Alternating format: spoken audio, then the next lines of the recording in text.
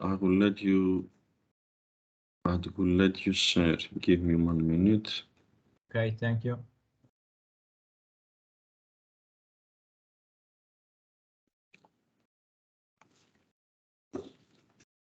Do you like my background, Theodore, or not? Yeah, I like it a lot. Full of books, a lot of studies. Yeah, it's not my library. I wish it was my library, but it's not my library. This is a library from Dublin. Cool. Good to know. 1 moment, sorry.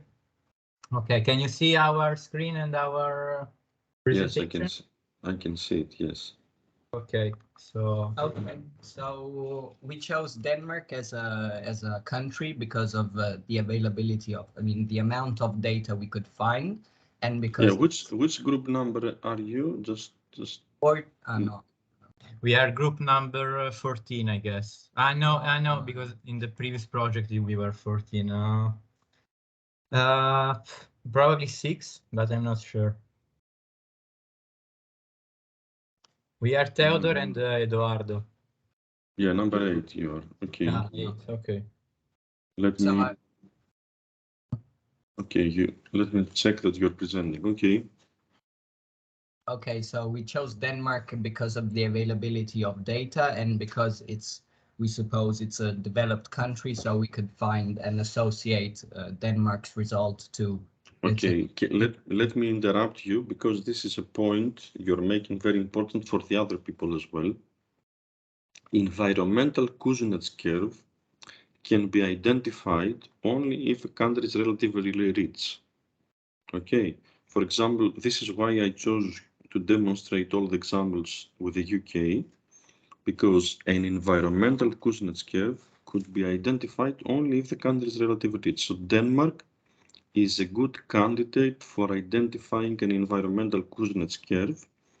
And the second thing I would like to point out is that it's a good idea to talk about the environmental Kuznets curve in your study, what it is, how it looks like, etc. Okay.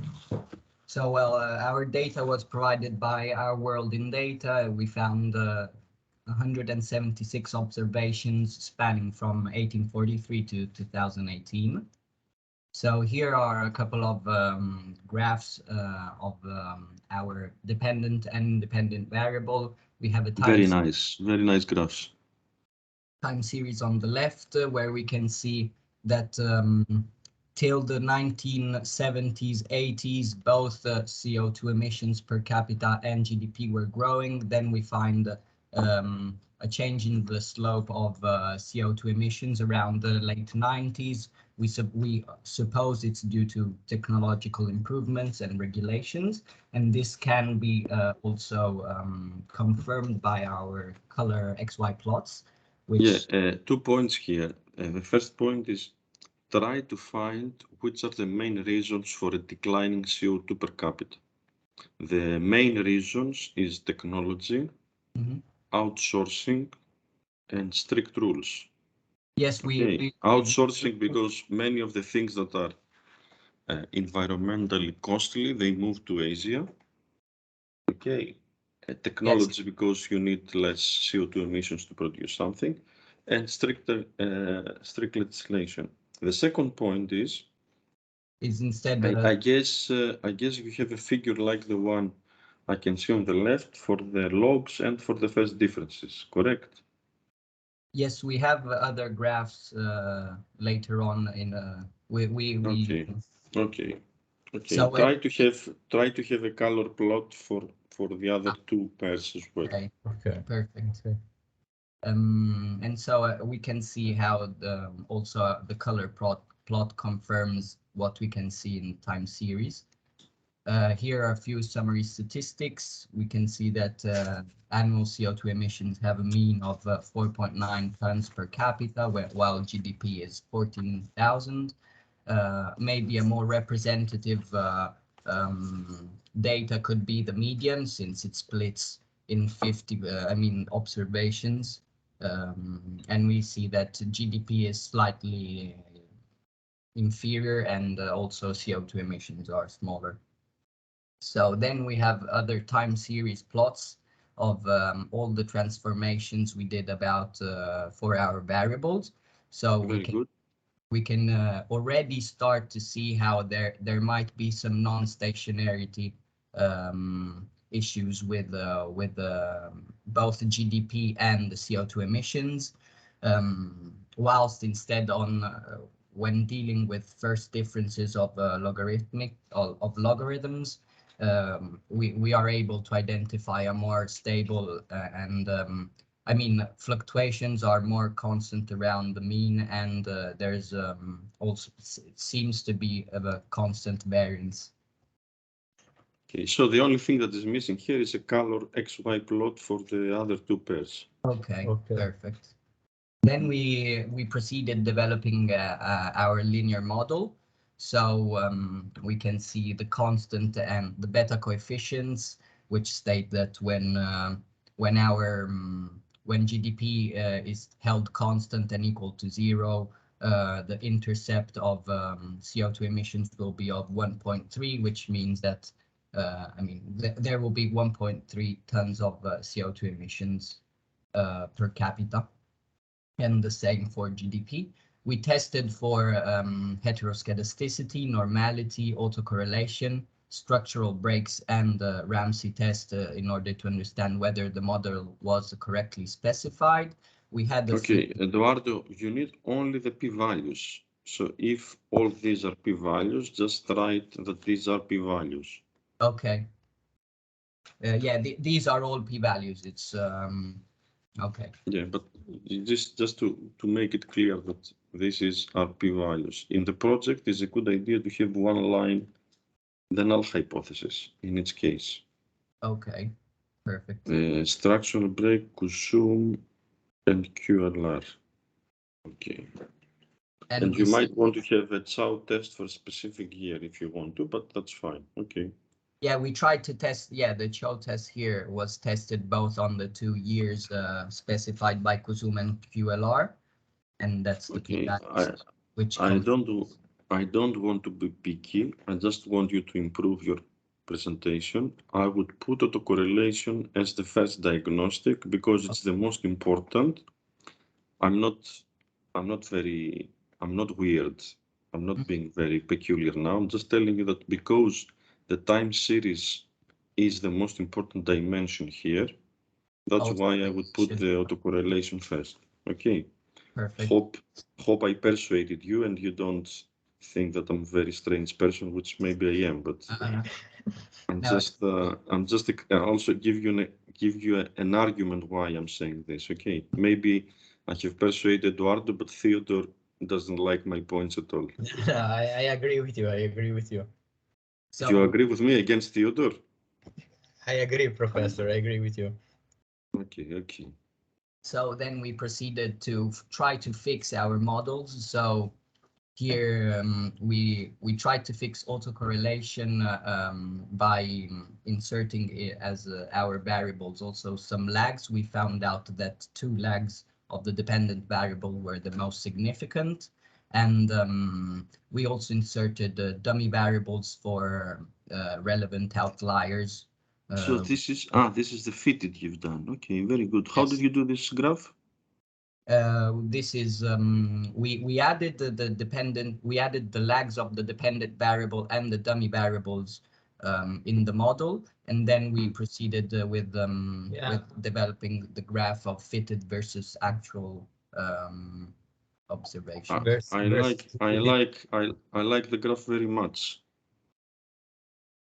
And we also tried to fix for heteroscedasticity by ticking the robust standard error, by checking, having robust standard errors.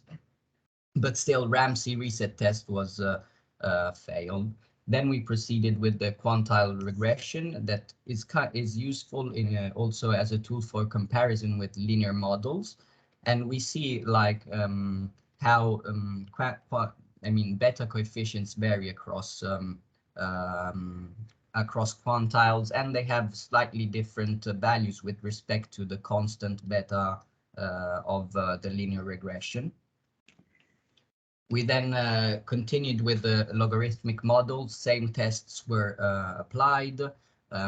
Also, the interpretation of the coefficients is the same, and we continued and tried to solve these still by adding lags of dependent variable and statistically significant outliers. And we can see how in this model we actually are able to fix the model both for autocorrelation. So how did you do this graph again? With we can show on Gretel if you want, but we added the lags and the dummy variables in the model while we were constructing the model, and then on the model page we just selected show. I mean, we checked first for the residuals and the significant residuals. We computed them in the model as dummy variables. I don't remember.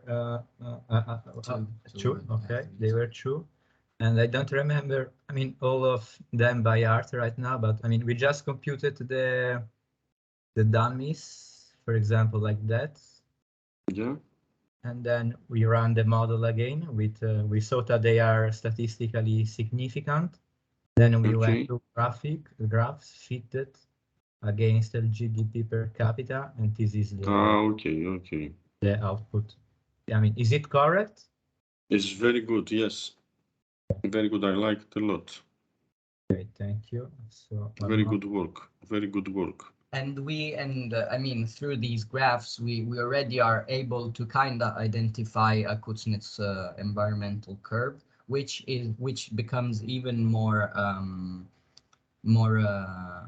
clear in the next model, the non-linear model. You're going to talk about in the theoretical environmental Kuznets curve before the estimation, and then in the estimation you can compare a theoretical graph of environmental Kuznets curve with what you're finding, which is evident in this very slide, which is very good.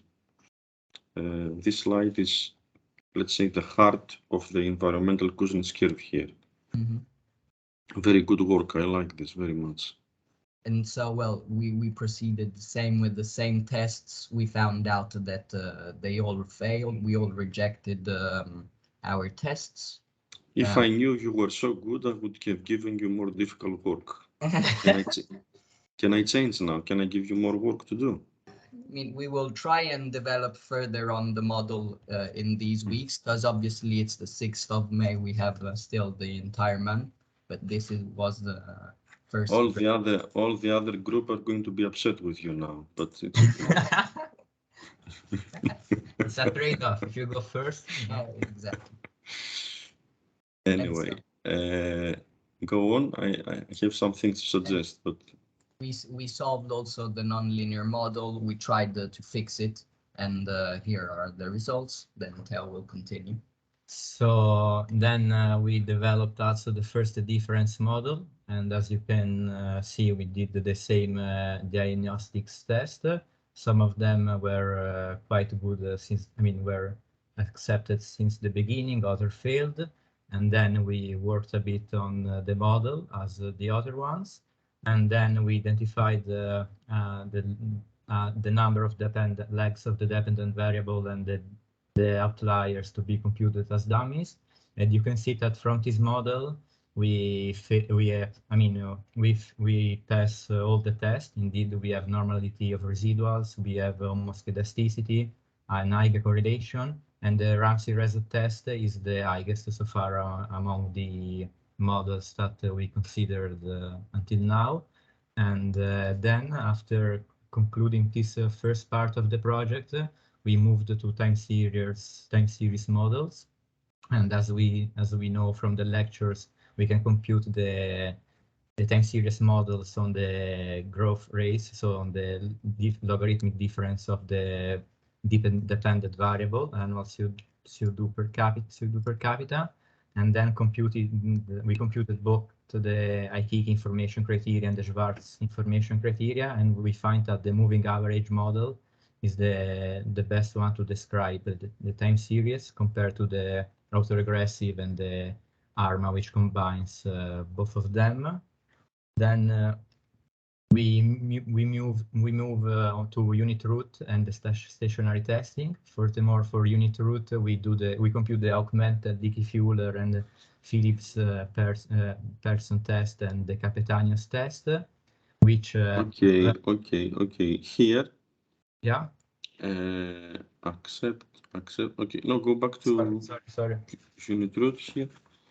Okay, unit root. In the project, you're going to specify that stationarity testing is done via KPSS and unit root is done via Dickey-Fuller and Phillips Perron. Yeah, exactly. Yeah, I mean, augmented and PAPE are for unit root, while KPSS is for stationarity and Capetanius is for unit root as well. Very good.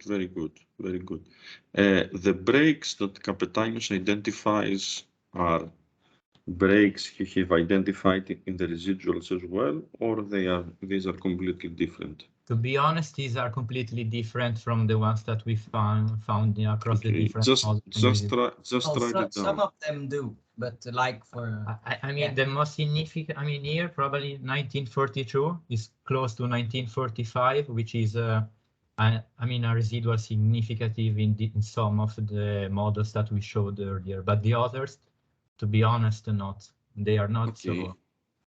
So just write down that make the following point, that the breaks you have identified at the univariate level are different from the breaks you're identifying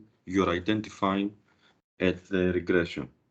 Okay, this is completely normal and this is what we expect because the residuals are breaks that we're identifying in the relationship between two variables. These breaks are breaks at the univariate level. Okay. If this is clear, just make a point in your project about this. Okay. Okay, thank you. Can I move to the next slide or more suggestions? Yes. No. This is okay. Then we you don't need to adapt my suggestions. I'm just saying them. Okay. Thank you for your precious suggestions. And then we moved to the last topics that you showed to us. And we moved to co-integration and the Engel-Granger test. As I showed you in the previous table, I mean, we did for the variables under considerations were GDP per capita and annual CO2 per capita and their growth rate. And here we computed the Engel-Granger test for the logs of both variables. And what we had in mind when computing the Engel-Granger test was we started from this chart, and we wanted to I mean, just to think whether there is co-integration between the two variables, and because we saw that, for example, at the beginning, our data set starts from 1843 until 2018. So I don't know, in the first 60 or 70 years, it appeared to us that the two were like moving similarly. Then we saw. But then they are going to opposite directions. Exactly, and then there was a change after the World War II, and furthermore, since the early 2000s, they are completely in another direction. So first of all, through the Engel-Granger test, we tested for the augmented Dickey-Fuller testing for both variables, so of testing unit roots of the variables, and then we accept non-stationarity as we get very high p-values. Then the next part of the output is the results of the co-integration regression. And then when it comes to unit root hypothesis for residuals, we get a very high p-value of 0.94. Therefore, we concluded that we reject co-integration between the two variables. And we were thinking of stating in the paper that this is a good thing for the Danish economy at first sight, because it may mean that you know that economic growth in Denmark is detached from annual CO2 emissions per capita. Still, is probably crucial to keep in mind that outsourcing of dirty technologies or dirty industries in third countries like Asia, of Africa may play still a role. So there is the need to further investigate that conclusion. But it was just an hypothesis that we had in our mind when looking at the wind energy is developing in Denmark very rapidly the last 20 years. So you since the 90s, yeah, we were thinking also to look at to which extent the wind production or just renewable energies play a role in the Danish energy balance. But yeah, we checked some papers, and indeed we also saw that since I mean, the peak of annual CO2 emissions per capita in Denmark was in 1996, and since the early 90s, the country started implementing wind energies. So since after the 2000, we see that there is a decline in CO2 emissions. So energy balance may play a crucial role as well. That's very good. And then we moved to the last part, vector autoregressive models. And we tried also to build a forecast for concerning the logarithm of annual CO2 emissions per capita from 2018 until 2022. What matters here from this, I mean, this brief study that we did is the fact that the lags of annual CO2 emissions have a causality effect on the annual CO2 emissions, while we see that the levels of GDP don't have. But furthermore, what matters in the equation 2, we see that when explaining the logarithm of GDP per capita, we see that the causality of annual CO2 emission, lags of annual CO2 emissions gets a high p-value. Therefore, we reject causality, and we wanted to stress that maybe this is a good thing, because it means that GDP per capita is not causally affected by annual CO2 emissions per capita. This is something that maybe we can discuss briefly with you, just to have clear whether what we are saying is correct. And can you repeat the last point? I mean, if you can help us in, I said that from equation 1, we see that this is the Granger causality. CO2 emissions, lagged values of CO2 emissions are Granger causing CO2 emissions, okay?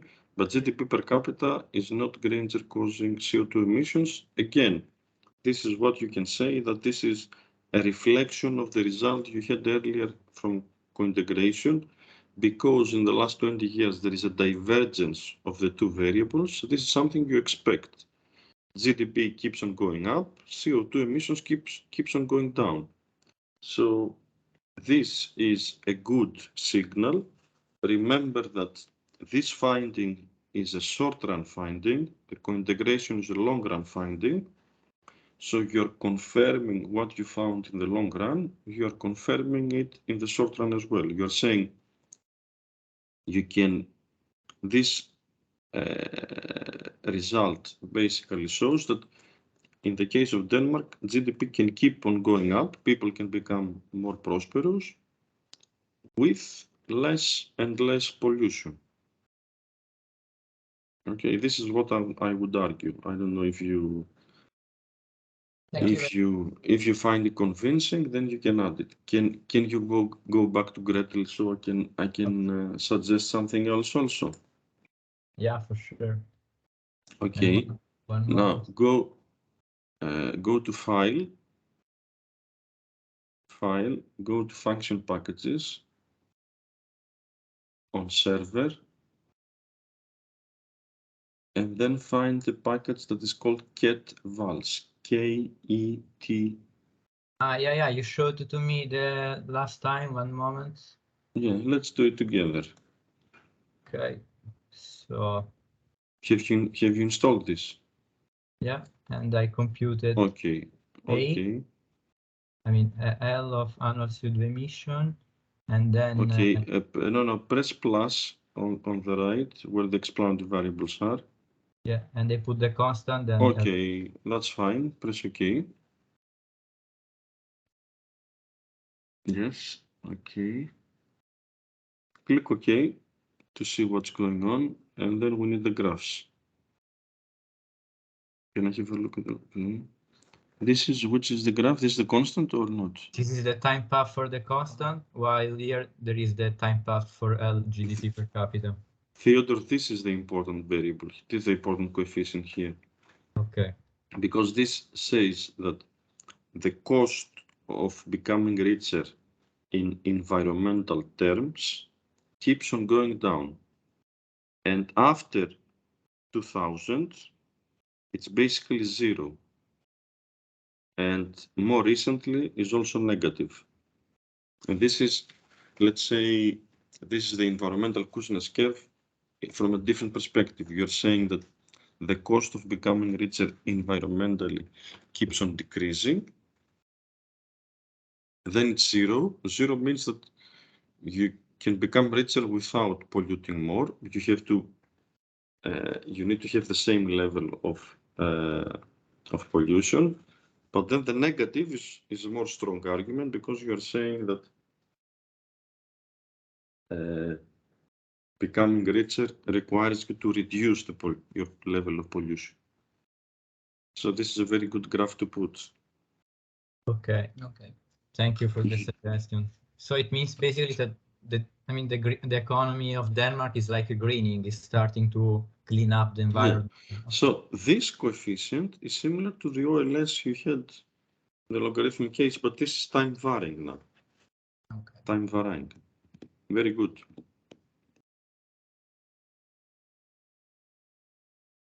Do you mind if I say that I like your presentation? Not at all, not at all.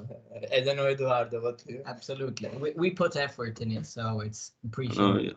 I can tell that you put an effort. if you think that we should add something, please let us know so we can. No, the only thing you should add is basically what I just told you. Ketvals, okay. The Ketval, the time varying smooth model. This is the only thing. Okay. Okay, perfect. But Very good work. Since we're here, may I ask a question that Yeah. we also asked you via mail, but since we're here, when dealing with stationarity, you said, I mean, unit roots, testing for unit roots and stationarity, you told us it's better to do it at the end, but I mean, the doubt I have is why should I not doing at the beginning, knowing that if I have a spurious regression, I'm not able to understand. I mean, I don't have a proper representation of what is happening. Why shouldn't I do it at the beginning then? That's a very, very good question. The idea is the following, that you need to know the basics of regression before you can learn what stationarity is. So all textbooks are following the same order, and I prefer if you follow this order. Now, if the question is if you do it in the way you're explaining, whether this is more correct, my answer is going to be yes. As a researcher, what you are suggesting is the right thing to do. As a student, because when we are learning, we are building on previous material, I think the ordering is fine. I wouldn't worry, I wouldn't object you putting unit roots first. Okay. But since we're in the process of learning still, it's better to follow the more logical order. Once you become a researcher, what you're suggesting is the right thing to do. I don't know if I'm persuasive enough. Thank you very much. That's why we're learning what is regression first, and then we're learning what is stationarity. But it's a very good point. Very good point. Yeah, very good. Okay. So you're going to add this, and you're going to put a lot of pressure on your colleagues today. That's good. Okay. Shall we move to the second presentation? Thank you, Professor. Thank you. Thanks a lot. Okay, Marcus. Yes. Marcus, can I make you presenter, Marcus? Yes, please. I hope we can live up to the expectations. Thanks to you. You don't need to be very stressed. You need to be very, very, very stressed. Okay, perfect. You are ready. No, this is a joke. This is a joke. Don't worry. We are still in the process of improving. The idea here is to present and improve. The idea is not to submit and get a grade. Okay. So you are presenting, you're getting feedback from me in order to improve your work. That's the idea. So the fact that your colleagues present earlier also gives you the opportunity to think about your presentation and improve as well. Okay, perfect. So it's still a process of learning. We're not in the process of assessing what you have done. And on another note, someone around me started drilling. Do you hear that, or can you hear me well? Okay, perfect. No, I cannot hear anything, so don't worry. Perfect. Okay, then I might start. All right, can you see my presentation? Ooh. I can see it very well. Yes, Spain. Okay, exactly. Yeah, we so chose. Which group are you? I think we are group 19, right? 19. Correct. Yeah. So yeah. Yes, I think so. Yeah. So we chose the country Spain, and since the observations made sense from 1850 to 2018, we have in total 169 observations to work with. And yeah, I will start by the developments over time. I included, like, the green line is the actual development, and the orange line is the trend, the overall trend, just to see for outliers. And we can see that they actually follow a pretty consistent pattern. So the CO2 emissions, for example, they, after the Second World War, they rise until the early 2000s. Then there was the dip, like Denmark and. Marcus, sorry to interrupt. Is this the Hamilton filter? Yes, exactly. Very good, very good. Exactly, that's the filter you showed us during the lectures. You can see there is a slight outlier. You can see it better in the 1937 in the log graph. So this is the year 1937, which we'll come back to later. But for the rest, especially for the GDP per capita, it follows a very smooth pattern. But you can also see that, as with Denmark, there's probably non-stationarity within the data, and we will come back to that later. First of all, we want to present all the models we did and interpret. But the evidence of the civil war in Spain is clear, so you can just say that this is what has happened. This is the civil war in Spain is before the Second World War. Yeah. They're a bit, my historical knowledge lacks a bit maybe, but yeah, I remember now that, yeah, something of that. But we will come back to that on the during the work.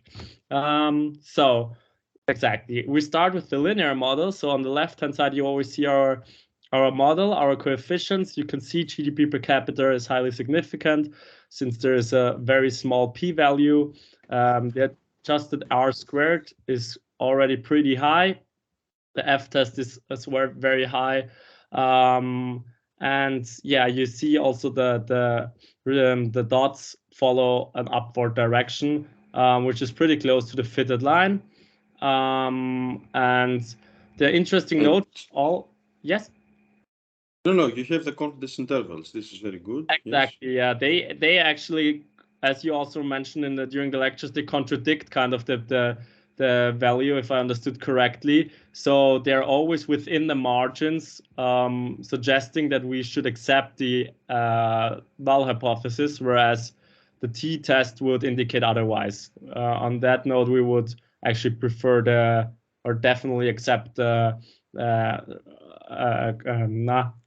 H1, the alternate hypothesis, to that it is a significant influence for the linear model.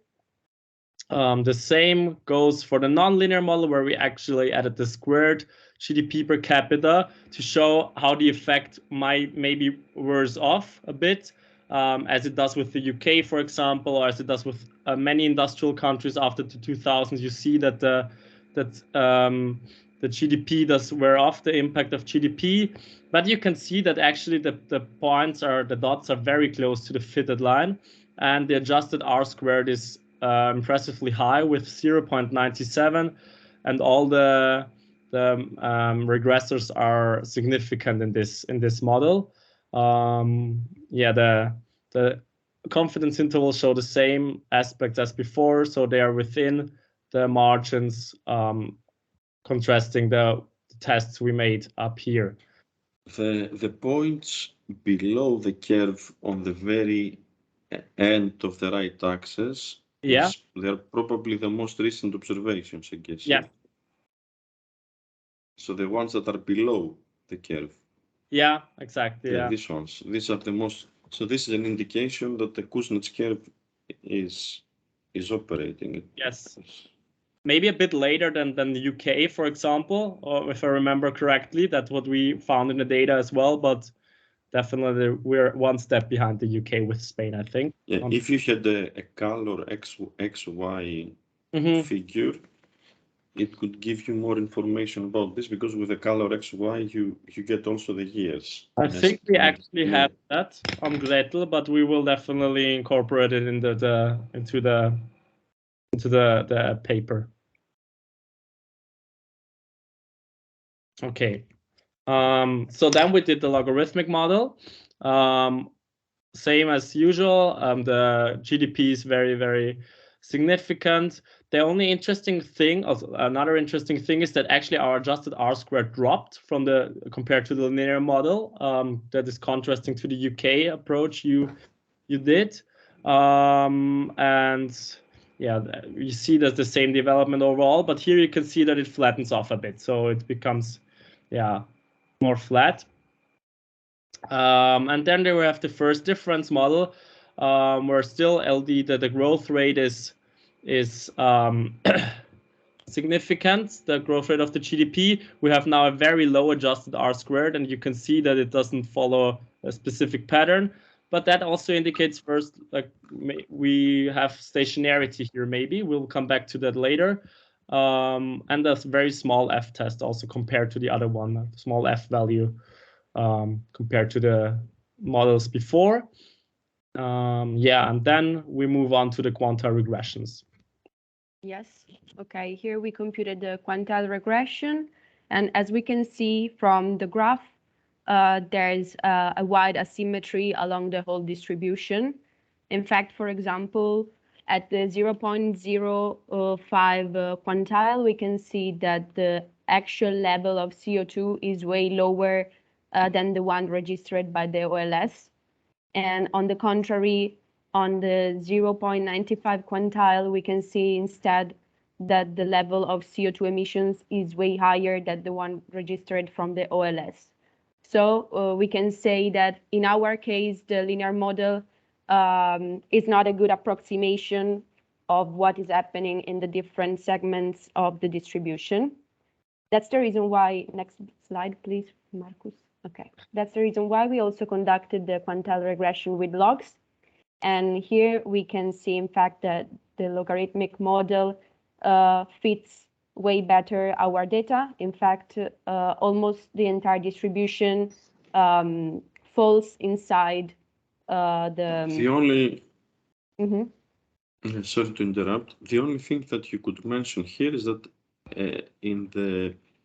after the 95% interval, the margins, the confidence intervals are very wide. Okay. Yeah, you can see how wide they become in the end. When the confidence interval becomes really wide, this is an indication that there's a lot of uncertainty in this specific region. So what we are saying, why? Let me give you an explanation of why we are observing this. We're observing this because we are saying that high levels of GDP per capita can be achieved with relatively high or relatively low CO2 emissions. This is the essence of the environmental Kuznets curve. That once you are up, you can increase your prosperity with less pollution. Mm-hmm. So this is one explanation why you can see the gray area on the right of your graph is so wide.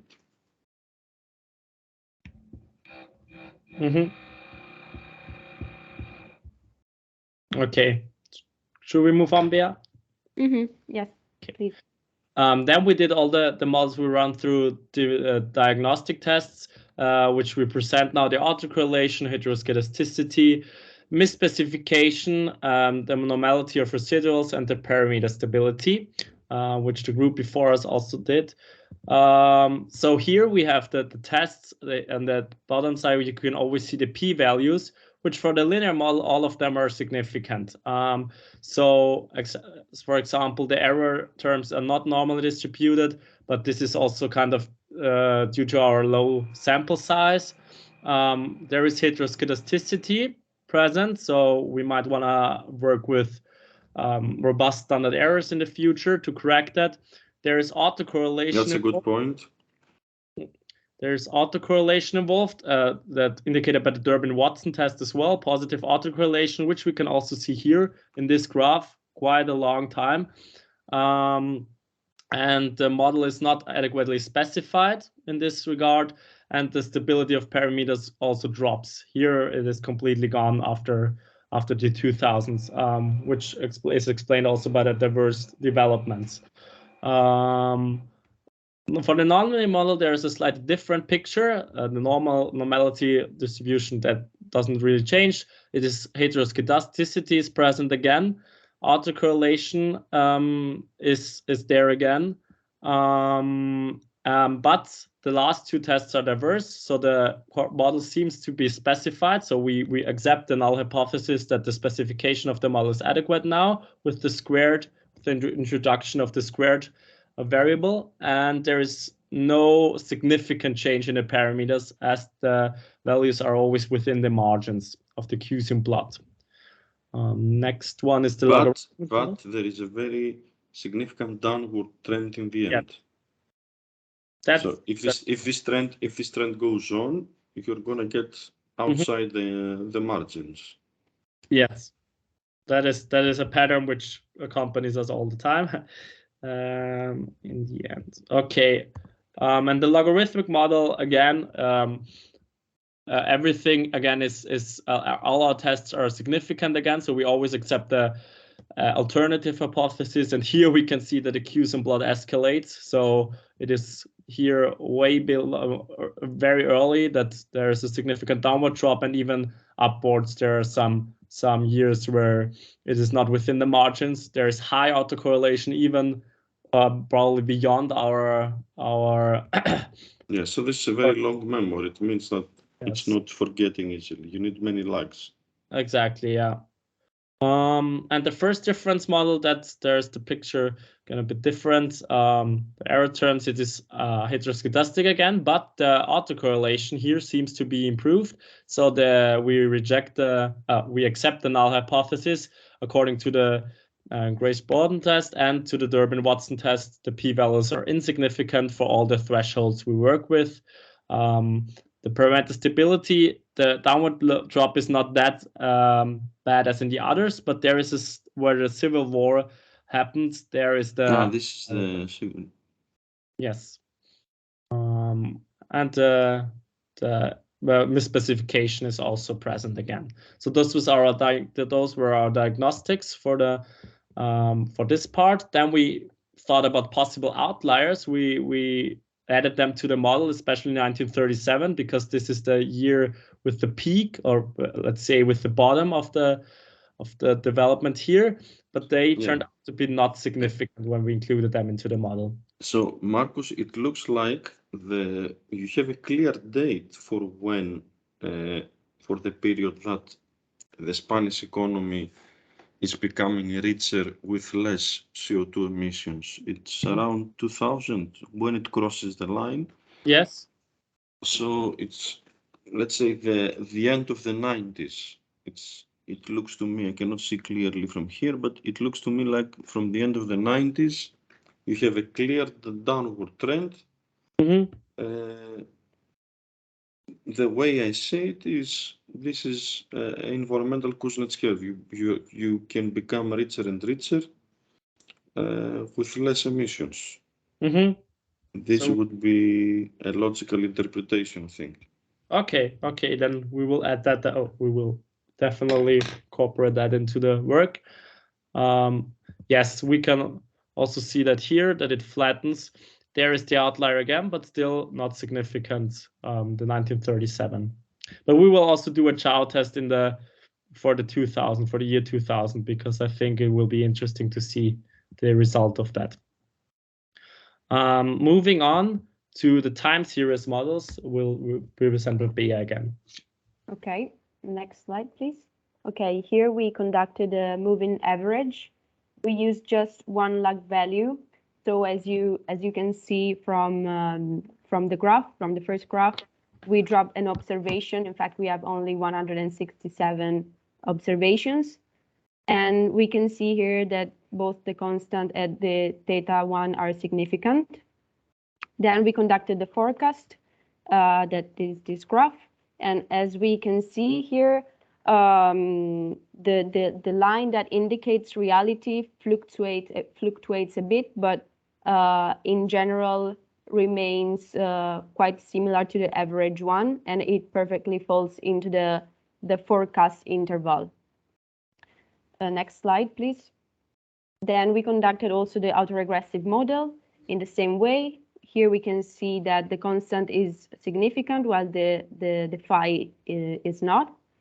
And here in the graph, we can say that there is a similar pattern as we've seen before.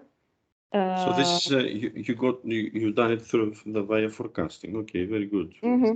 5 years always. Yes. And here, this is the ARMA 1.1, so the mixed model, which again is very similar, and we can see that all the variables are significant. Then we, according to the information criterion, we have confronted the Akaike criterion, and the ARMA model seems to be the best one, as the value is the lowest. You could make a table with the models in the first row and all the information criteria to summarize everything. And maybe you can put with bold the best model. Okay. We will do that like the group before us did. I think that was a good design. Yeah, they. Yes. Okay. Do you know? Yeah, so just call Theodore and ask him how you did it. Exactly, I will do that. So then we moved on to the unit root parts, or to the stationarity. So we did augmented Dickey-Fuller test.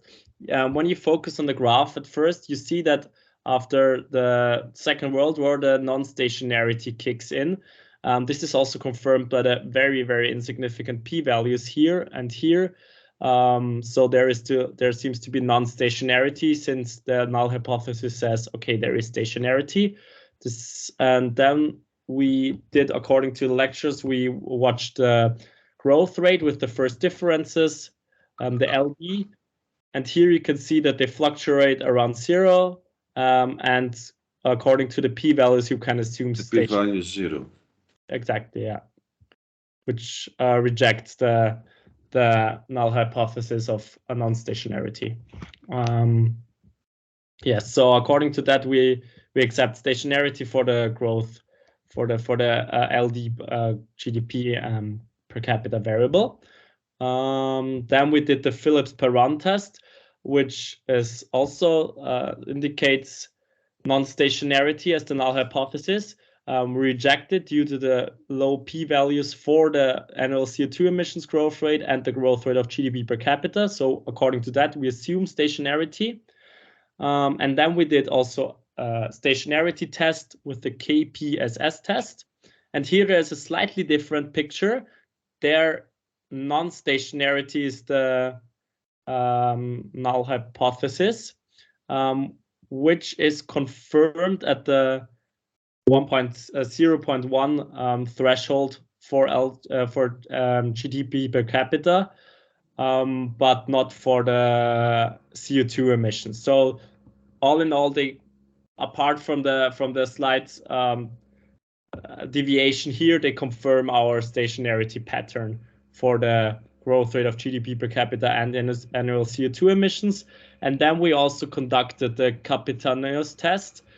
Sorry for this dark picture, but here there's another another way again. So all of them are. So he's speaking 1937, which is 2 years before the Civil War. Yeah, that's true. No, it's during the Civil War.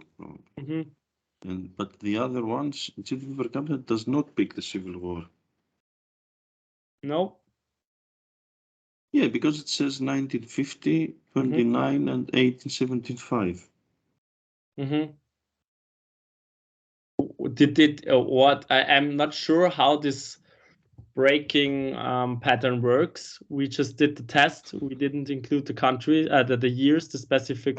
No, I'm just thinking how you can comment the years. I'm not saying that. For GDP per capita or for the CO2 emissions, both. No, for GDP per capita, the Civil War is there. Mm-hmm. It's 1937. It's the first break. Yes. Then after the for GDP per capita, I don't get any years in the end of the 30s, which is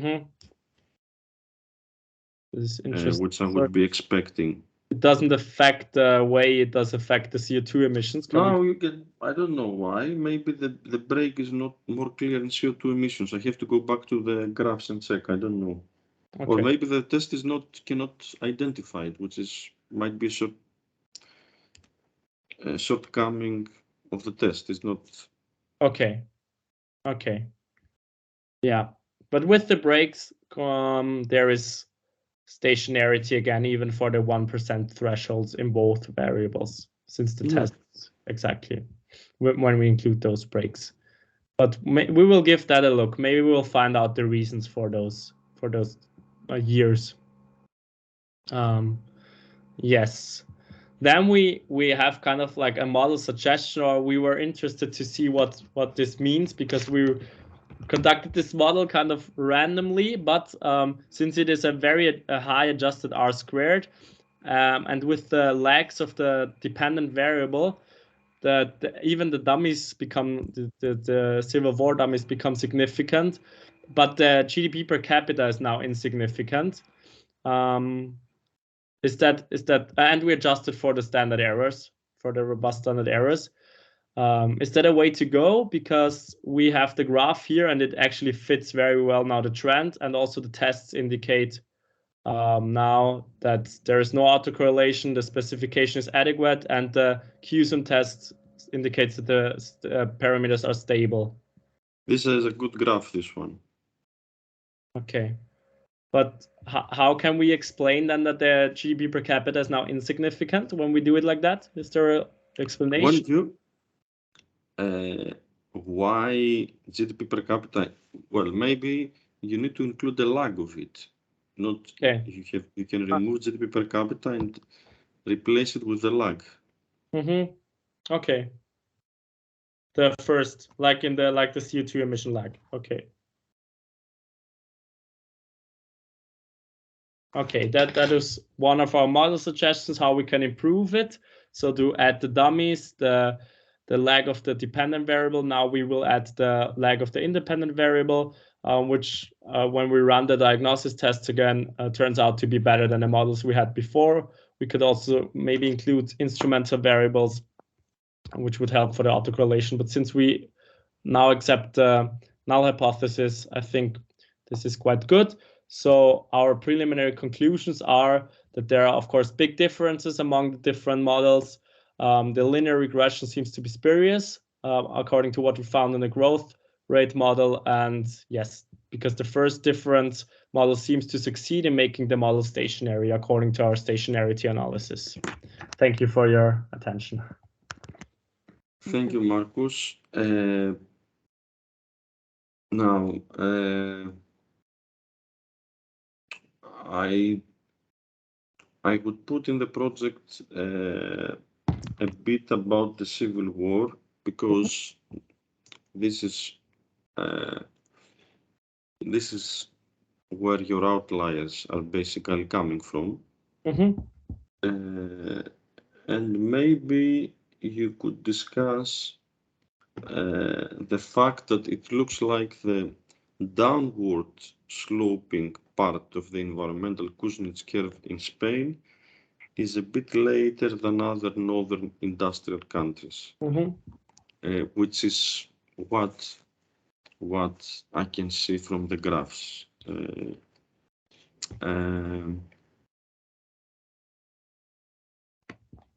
Yes, I think that's it. You haven't done co-integration, etc. You can try if you want to. We did it actually, but we didn't include it in a presentation because it's okay. It's okay. You are expecting the variables not to be co-integrated, given the fact that you have a divergence between the two variables in the end of the sample.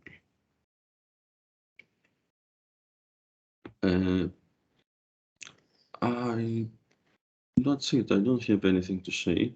You can do the time varying method I discussed with Theodore earlier if you want to. I think I showed you in the last class how to do it or not. Yeah, Ketvals. Yes.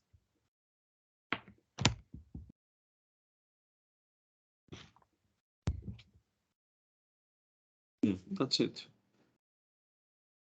Okay. Thank you, Dan. Thank you. Thanks a lot for everything. Very, very good work. Thanks.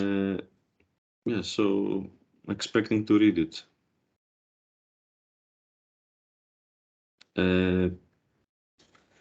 Who wants to present next? Next is Voza Monari.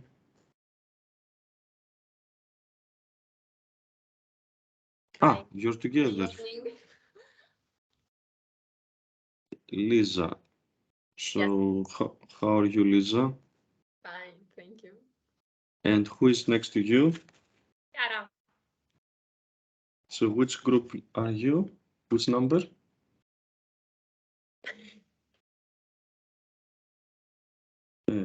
Austria. Yeah. You're number 17. Okay. So, your group number 17. Lisa, number 17.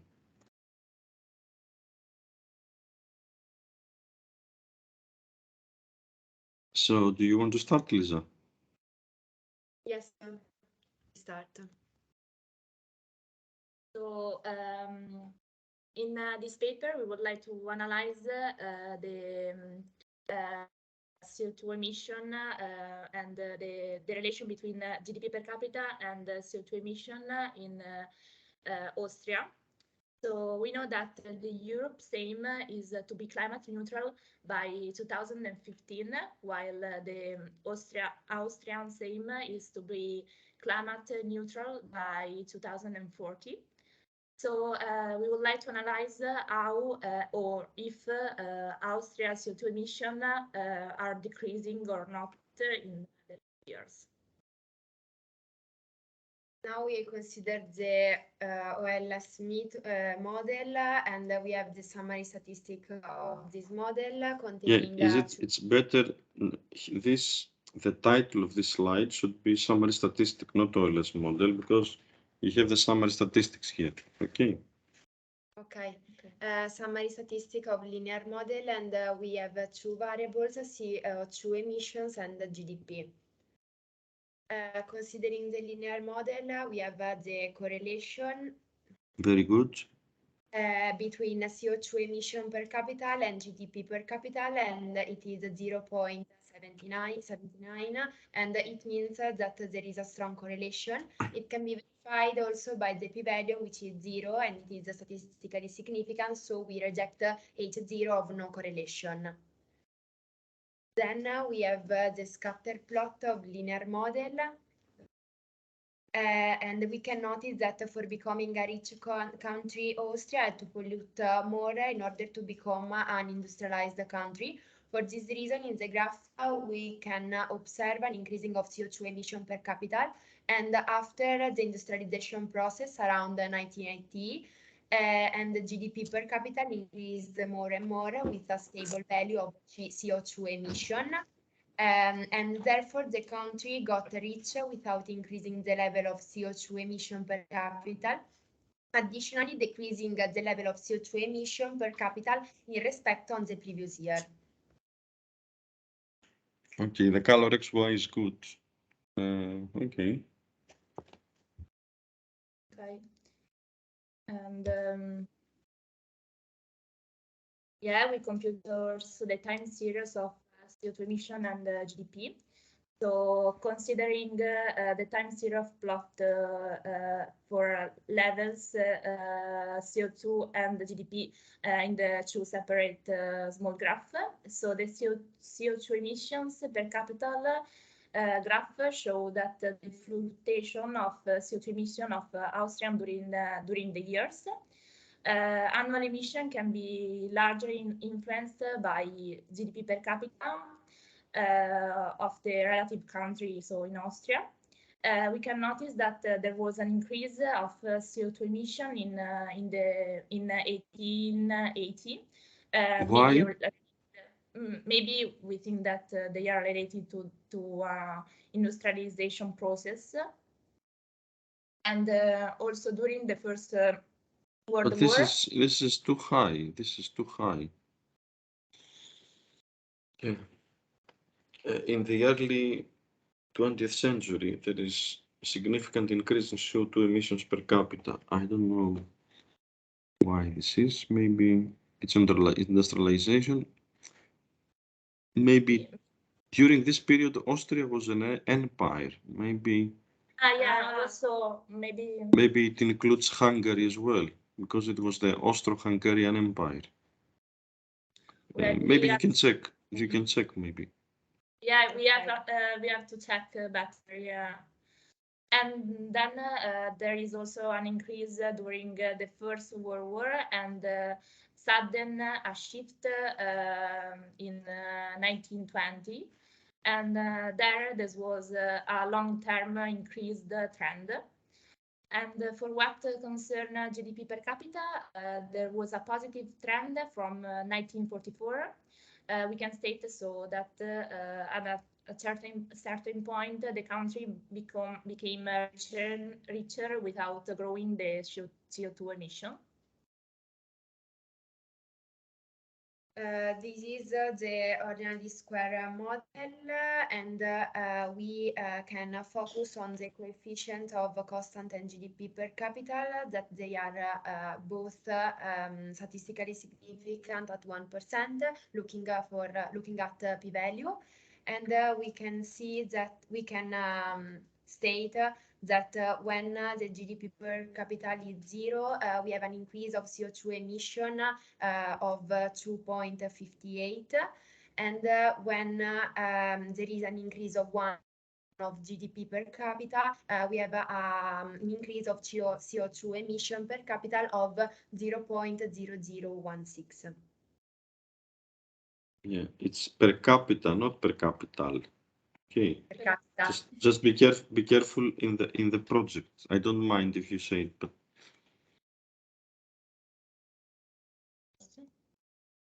okay. In this graph, we can observe that there are residuals. As we know, it's the difference between points on the OLS line and the green points. And the main goal of our OLS is to minimize the total sum of the squares. So it works in order to reduce as much as possible the residuals, but we can notice that there are many residuals. the confidence intervals. This is nice. This is a nice graph. Yeah.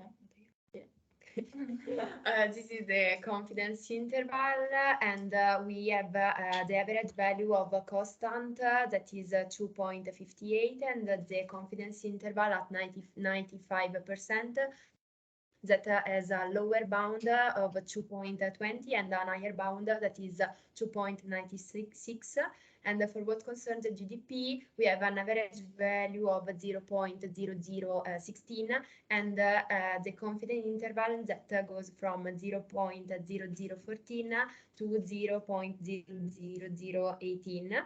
And 0 is not within the confidence interval, so both coefficients are statistically significant. Okay, so this is the F-test of the linear model. So with the F-test, the purpose is to test that more than one coefficient simultaneously. So here we can notice that the p-value of the F-test is 3.7070. So is close to 0, which is lower than alpha at 5%. So in this case, we reject. So we are refusing that both coefficients are equal to 0 simultaneously.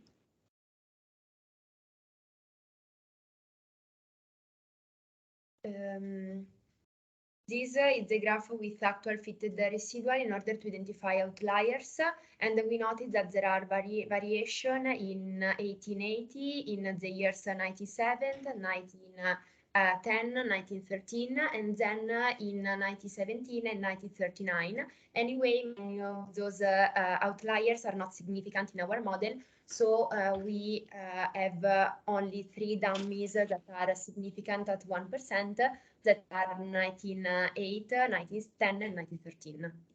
But we were not sure about what we have done here. So well, you have done a dummy for 1908, 1910, and 1913. Yeah. Yes. Why you haven't done it for the years in between? 1909, 1911, 1912. Because they were not significant, so we didn't insert.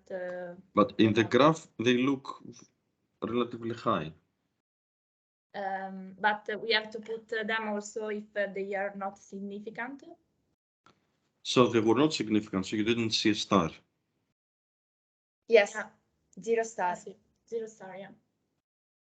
And so we don't put them, but only the dummies, the value with 3 stars. So when you run this graph, when you run this regression, if you go to the residuals, there you don't get any significant residuals for this model. Yeah. We try to insert, for example, 19, I don't remember. 1880 and 1939, but they were not significant, and so but it looks to me that you get some outliers in the early 20th century, so 1909, 1911, 1912. Can you try to include them and see whether the dummy variable is statistically significant, irrespective of what the residuals say? So Okay. include the dummy for 1909, 1911, 1912. Okay. If they're yes, if they're significant, you keep them. If they're not significant, you keep what you have at this point in time. Okay, and we have to keep them also if they have only 2 stars and not 3? Yes, 2 stars is fine. Okay. Here we compute the test. So we test heteroskedasticity with the normality of residuals, and we notice that there is heteroskedasticity. So to correct the model, we insert standard error. And so in the second model, we are considering standard error. And we had also the problem of autocorrelation, but adding 3 lags, we try to correct the model. So in the second model on the right, there is no more autocorrelation.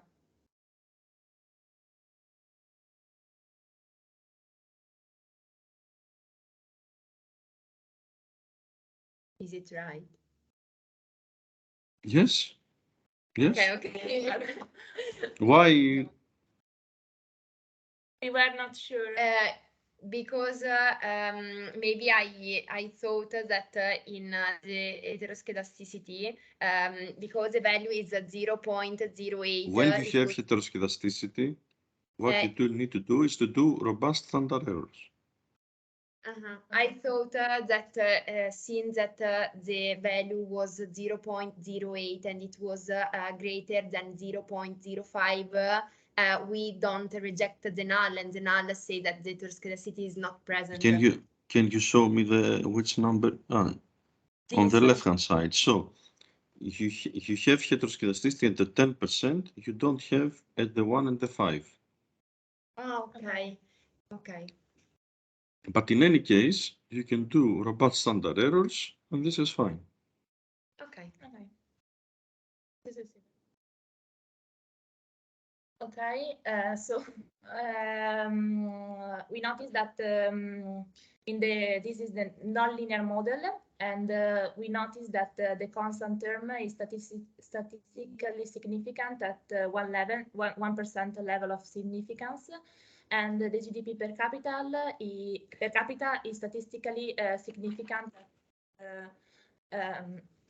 at 1%, and also square GDP per capita is statistically significant at 1%. Nice graph.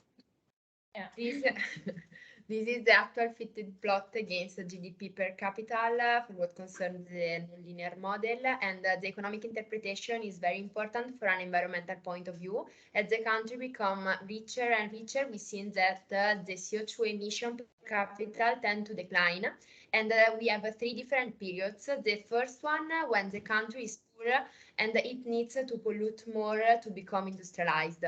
The second Can I period, ask something? The data in the beginning I'm on the GDP per capita axis. In the beginning of the curve, you have some green spots on the top. Okay, these are coming from the early 20th century, I guess. Okay, what is your mouse? Can I see your mouse? Okay, can you see exactly this? Exactly this. Okay. So these, I suspect, are coming from the beginning of the 20th century. That's why I said, if you put more dummies, you're going to kill all these outliers. That's right. Okay. But the graph is very good. So you should write something about the environmental Kuznets curve. And this is an indication that in the case of Austria, this environmental Kuznets curve is present. Okay. It looks to me. No. So because it levels off and then it starts going down. If it goes down, this is an indication that GDP can increase with less emissions. Yes. You don't need to pollute more to increase the emissions. Yes, and this is the third period. So an increase of GDP don't lead an increase of CO2 emission rather than the previous years. Yes. Okay, so we compute also the F-test for the nonlinear model. So the null hypothesis states that both coefficients are simultaneously 0. In our case, the p-value of F-test is likely 0, so smaller than alpha 5%. So for this reason, we reject the null hypothesis. This is the confidence interval of nonlinear model. Then we have 3 variables and the average value of the constant square GDP, and the confidence interval at 95%. That is for a constant variable 0.85 and a maximum value of 1.95, and the square GDP is very low, and for GDP is between 0.003 31 for a maximum value of 0.004. And for also in this case, 0 is not within the confidence interval, so both coefficients are statistically significant. So also here we compute the regression residuals in order to identify outliers, and also in this case we notice the variation still in 1880. So what is happening in 1920? 1920. And then in the Second World War there is something, yes. Yeah. Yes. During the First World War and during the Second World War. Yeah. So, but we tried to put dummies, but some of them there were not significant. So we try again, but if they are not significant, just write in your project. We tried these dummies and they were not significant. okay. Okay. We write it. And these are the tests that we compute for the nonlinear model. So in this case, we find heteroscedasticity. So we try to remove inserting standard So error. on the left, the model on the left has heteroscedasticity at 5%. Yeah. So you need robust standard errors. Yeah. So we in the second model we try to correct the model by inserting a robust standard error. No, And now I think I got what you asked me earlier. Once you do robust standard errors, you don't need to check for heteroscedasticity again. Okay. Okay. Is this clear? Yeah. Okay. I think So this is what you need also in the previous slide. Okay. So we have to delete the heteroscedasticity test in the second model. No, you don't need to delete it, but you don't care. Leave it as it is. Yeah. But you can say there is heteroscedasticity, but my standard errors are robust to heteroscedasticity. Okay. So you don't need to do to change anything. Just to remember that once you have done robust standard errors, you can still do tests for heteroscedasticity, but you don't care about it. Right. Okay. And we also noticed that in the first model there was autocorrelation, and we try and to correct by inserting dummies and also lags, 3 lags. And then there is no more autocorrelation in the second model that in the presentation, so the model on the right. Considering the log model, we take into consideration the coefficient of constant and log GDP per capita, that they have the p-value that are significant at 1% significance level, and if there isn't a percentage change in GDP, it lead an decreasing in CO2 emission by 3.9%. Instead, for what concern 1% increase in GDP per capita, it will lead an increase in percentage of CO2 emission by 0.58.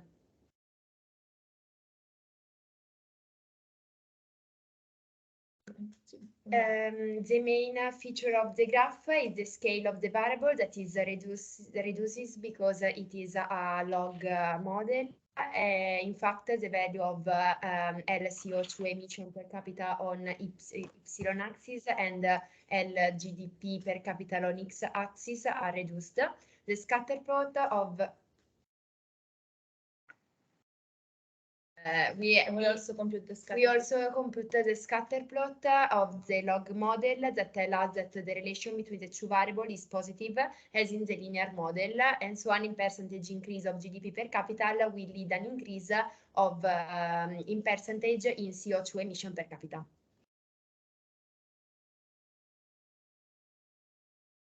So this is This is the confidence intervals. Yeah, so as we can see, the average value of constant is minus 390.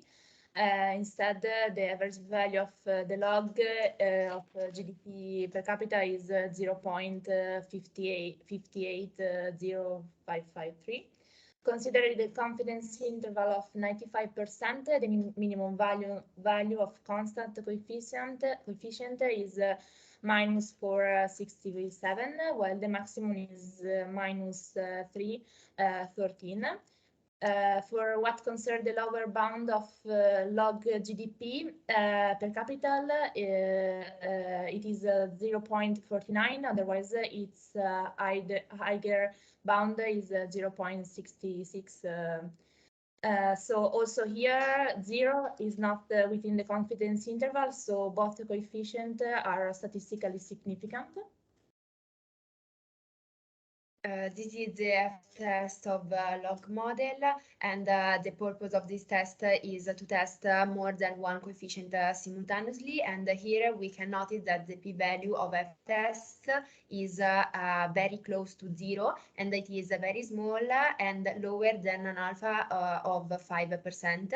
In this case, we reject the null hypothesis, so we are refusing that both coefficients are equal to 0 simultaneously. Okay, these are the tests that we have made for You also have heteroscedasticity again here. Eh? Yeah. So it's yes, it's clear.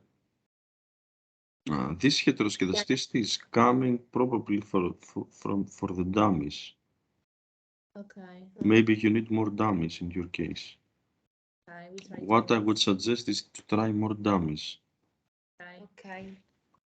And we also try to correct autocorrelation. Maybe you can do one dummy, only one for the Second World War, and put 41, 42, 43 in one dummy.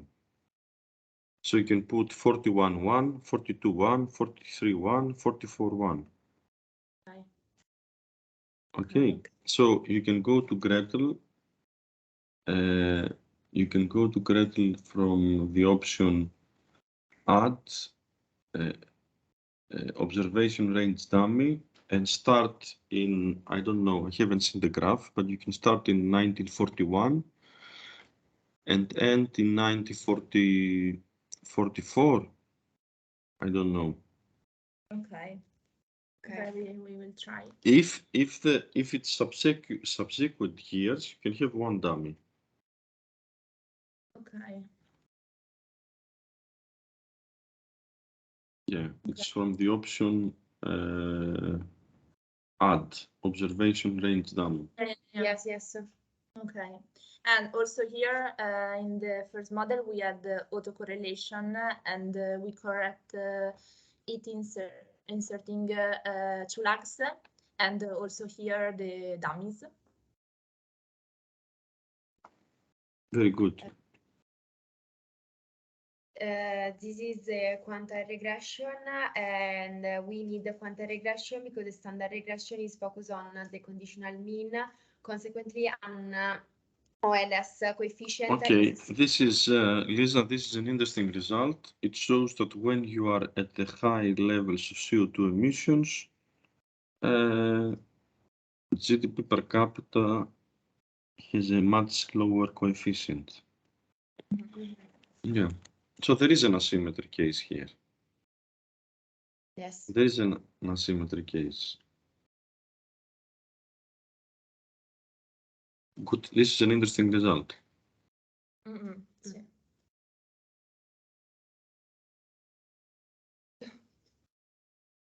Okay, here why you are laughing, I don't know, but because sometimes I have difficult to understand this graph. So when we say that this is interesting, I laugh because maybe when I look this, it is not for me simple to understand immediately. Yeah. So in this specific graph here, shows that there is symmetry up to 80%, but after 80%, the confidence interval becomes too wide. You can see the gray area is very big. Can you see it? Yes, these. Yeah, this is because there is a lot of uncertainty. Now, this uncertainty might be coming from the war, or it might be coming from the fact that in the recent years, CO2 emissions have reduced significantly. So the only thing you should comment in your project here is that for high levels of CO2 emissions, the effect of GDP on CO2 emissions is very uncertain. It's characterized by significant uncertainty. Okay. Just write it exactly the same way as I told you. Okay. Okay. And also here we compute quantile regression with logarithmic variables. And also it's similar. It's similar here. It's similar here. You have uncertainty on the 80%. You have a bit of uncertainty at the low levels of CO2 emissions, a bit. But in the middle, it's similar to least squares. Yes. Okay. Okay, and we compute the comparison between the OLS model with robust standard error and the quantile regression with logarithmic variables. So in the first model, on average, if GDP per capita increase by 1%, the increase of CO2 emission is 58%. In the second model, when CO2 emissions are relatively low, an increase of in 1% in GDP per capita increase in CO2 emission by we said 103%. It is right. Sorry? In the model on the right, when CO2 emissions are relatively low, an increase in 1% of GDP per capita leads to increase in CO2 emission by 103%. No, 1.03%. 1.03%, okay. If GDP per capita increases by 1%, CO2 emissions increase by 1.3%, 1.03%. When CO2 emissions are relatively high, and 1% increase in GDP increases CO2 emissions by 0.12%. Okay. Okay. Now this is the first difference model. And we have put the log difference of in GDP and also in CO2 emission, and we state that it is statistically significant only the coefficient relative to GDP per capita at 1% significance level. Okay. These graphs are good. Maybe you can do a color X and Y plot as well. Okay. So the time series plot refers to the first difference model. So the times in the first difference, you can see 44. You can see something in 1944. It's clear. You need a dummy there. Okay. We have to try to put in the model. Okay.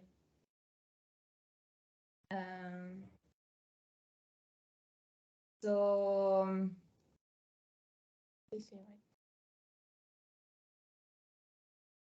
this is the summary statistics. The summary statistics, okay.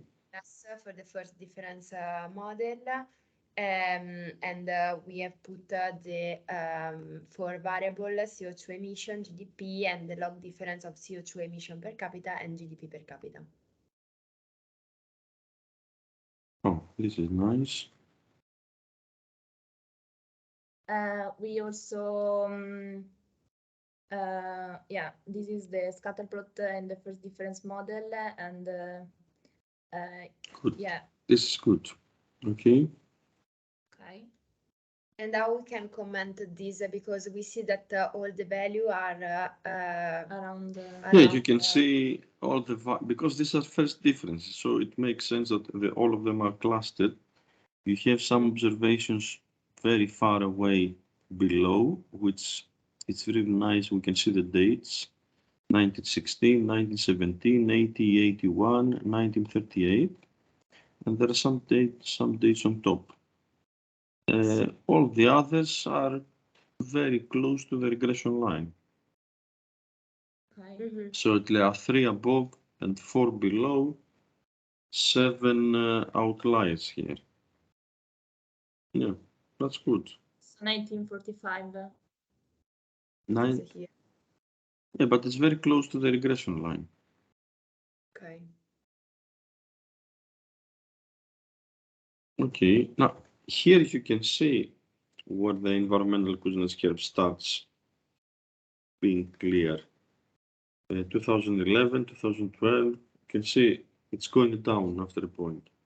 Yes, and far from the regression line. So there is an increase of GDP and a decreasing of CO2 emission. I can see, Lisa, you can understand the graphs very well. You don't need my help. No, it's not true. Okay. Okay, so you've done the confidence intervals, very good. Okay. Yeah. And we also compute the test. Here you don't have heteroscedasticity when you log. Yeah. And also we don't have autocorrelation. So logging your variables solves the problem of heteroscedasticity in your case. Yes, and but we don't have the problem of autocorrelation here. So we didn't put dummies or autocorrelation, yeah, 26%. And Turbine Watson, yeah, oh, this is fine. yeah. So you see logging solves the problem. Yeah, okay. Yeah. In the other cases, yeah. Now we didn't put legs, so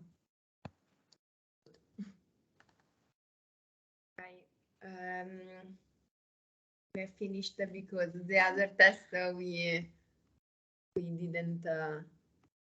You didn't do the other ones. No. No, but you know which ones to do. Yes, we have to do the AM, ARMA. Autoregressive, moving average, unit roots. Yes, co-integration. Also the CHO test, CUSUM test. QLR. QR. OLR. But you're on the right track, though. Okay. Very good, very good. Well done, Lisa. Very good team. And the other member of the team is Lisa and Chiara. Chiara. Okay, Lisa and Chiara. Okay. Your group number 17. Lisa and Chiara. Very good. Very good.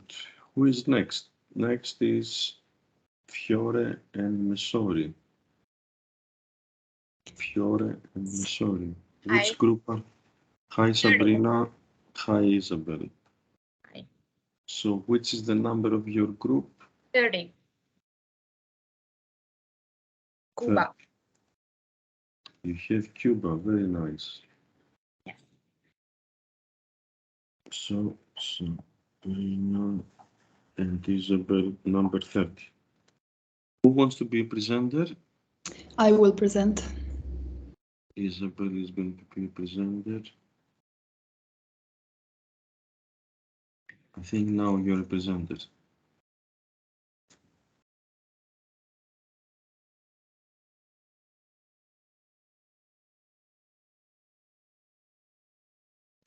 So you have a very interesting country. Why did you choose Cuba, by the way? That's in the next slide. Okay. Yeah. So we were very interested. We started with Luxembourg actually, but the data So you went from a boring country to a very exciting country. Yeah, because we thought that Luxembourg would be interesting because you don't really hear about it a lot, and it's very rich, but it's rich from banking and other activities which are not really industrial ones. So very good point. Very good point. Yeah, with the CO2 emissions, it didn't make sense. The analysis were weird. So we chose, we looked up one of the greener countries in the world, and we found out it is actually Cuba, and it started to get recognized for this just recently. So the WWF evaluates all countries in the world using two indexes, which are the Human Development Index and the Ecological Footprint Index, and does a ranking of most sustainable countries and least sustainable countries. So the HDI index has three components, which are quality of life, which is health and life expectancy and so on. Then knowledge, which is adult literacy, education, and then standard of life, which is the economic indicator and is measured by GDP.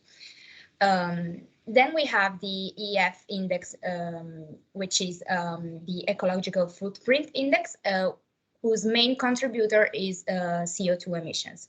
So Cuba is the only country in the world that meets the WWF criteria of sustainable development, and that's a very good achievement. And this is both due to the GDP and the CO2, because those are part of the indexes. So here we have the variables. We apply the Modric-Prescott filter to smooth. Very good, very good. The data, yeah, and see the trend a little better, because we saw a lot of spikes, so that seemed the right thing to do. So here we can see a trend that has spikes, like a very rapid growth and drops. So in 1950, so from 1953 to 1959, we have the Cuban Revolution. So a lot of bombings, mostly from the USA, but also from the revolutionaries. So this is why we have a spike in CO2 emissions. That's from the bombings. And also we have a growing GDP per capita, but still it is very, very low. Then we have a growth of CO2 emissions, and that's right after the revolution, when Cuba was supplied by the Soviet Union, which believed in fossil fuels and sold it to Cuba. But once in 1919, there was the disgregation of the Soviet Union. We have a 30% drop around 1919. We can see the drop both in the CO2 emissions and in the GDP. That's because the disgregation of the Soviet Union both stopped the trade with Cuba for fossil fuels, and also disrupted the economy of Cuba, which also had an embargo from the USA. So the solution from 2010 that Cuba found was to promote self-sufficiency, both in food and energy. And that is why we can see a drop in CO2 emissions, which we can still see a spike around 2010, and that's because of a hurricane that happened and constructions that had to happen right after, but we can see a growing GDP. So these are the variables. Okay, then we analyzed each model and we did the graphs for each model separately. Now we have, for the linear models, we saw, we run the time series plot and the y scatter plot. It's possible to see what the historical events that Sabrina just told, how they run also in this plot. So here is the 53 until the 57. Now the drop. So from 41, you have 0 CO2 emissions. Yes, because the country was very, very agricultural. There. Yeah. Yeah, but We even have if it's very low- agricultural, you're expecting. Yes, to a very low GDP also corresponds very low CO2. So it was still coherent with the analysis, but it's a very low emissions. We noticed. Okay. Okay. And also, as we can see from the fitted line, there is still a positive relation between the two variables. We also run the color XY plot. Here it is even clearer what Sabrina was talking about. For example, here in 53, again, there is this major drop and goes backwards, both for the annual CO2 emissions and also for the GDP. Then there is a positive relation until the 80s, the 90s, more or less, when the Soviet Union collapsed. And so we can see this major drop down of both the GDP and annual CO2 emission. Then there is a vertical relation. So as the GDP goes up, also the annual CO2 emissions per capita increased in a similar way. Then again, a positive relation, and afterwards, more or less in 2010, as Sabrina said, because Cuba invested in green technologies and so on, and in renewables, there is a negative relation. So as is it possible to do the color XY plot with the CO2 emissions on the vertical axis? Yes. We usually put the Y variable on the vertical axis. That's why. Okay, we will do that. Thank you. Then we run the summary full statistics, and also from the correlation matrix, it is possible to see that there is actually a positive relation between the two, correlation between the two variables, as also said by the, confirmed by the p-value, which is 0. And so it rejected the null hypothesis of no correlation. Then we run the regression model. Here we can see that the coefficients are statistically significant at 1%, and it is also confirmed by the confidence interval, in which we can see that the values are of the coefficient are within the intervals of 95%. And then we run all the diagnostic tests, and we saw that there were the p-values for normality of residuals, heteroscedasticity, and autocorrelation were all 0, so or very low. So we tried to improve our model by imposing robust standard errors. Then we tried to identify significant dummies, and we saw that through the analysis that the most significant and the only significant were the 1950 and the in the 1950 and the 1957. And as a result, we solved the heteroscedasticity problem, and also we managed to have no autocorrelation. And then also the adjusted R-squared increased significantly, and while the archaic criterion got much lower. We wanted to test also the parameters. And the drink on the left is a Cuban rum, or what is? We thought it might be mojito, because it is. Mojito is from Cuba? Yes, it's typical Cuban. Very good, very good, very good. So we decided to run at first the CUSUM test for parameter stability in order to see if there were any particular break for the CHO test and also the QUAL-R. And we saw that from the p-values that there were no change in parameters and no structural break, but we saw that there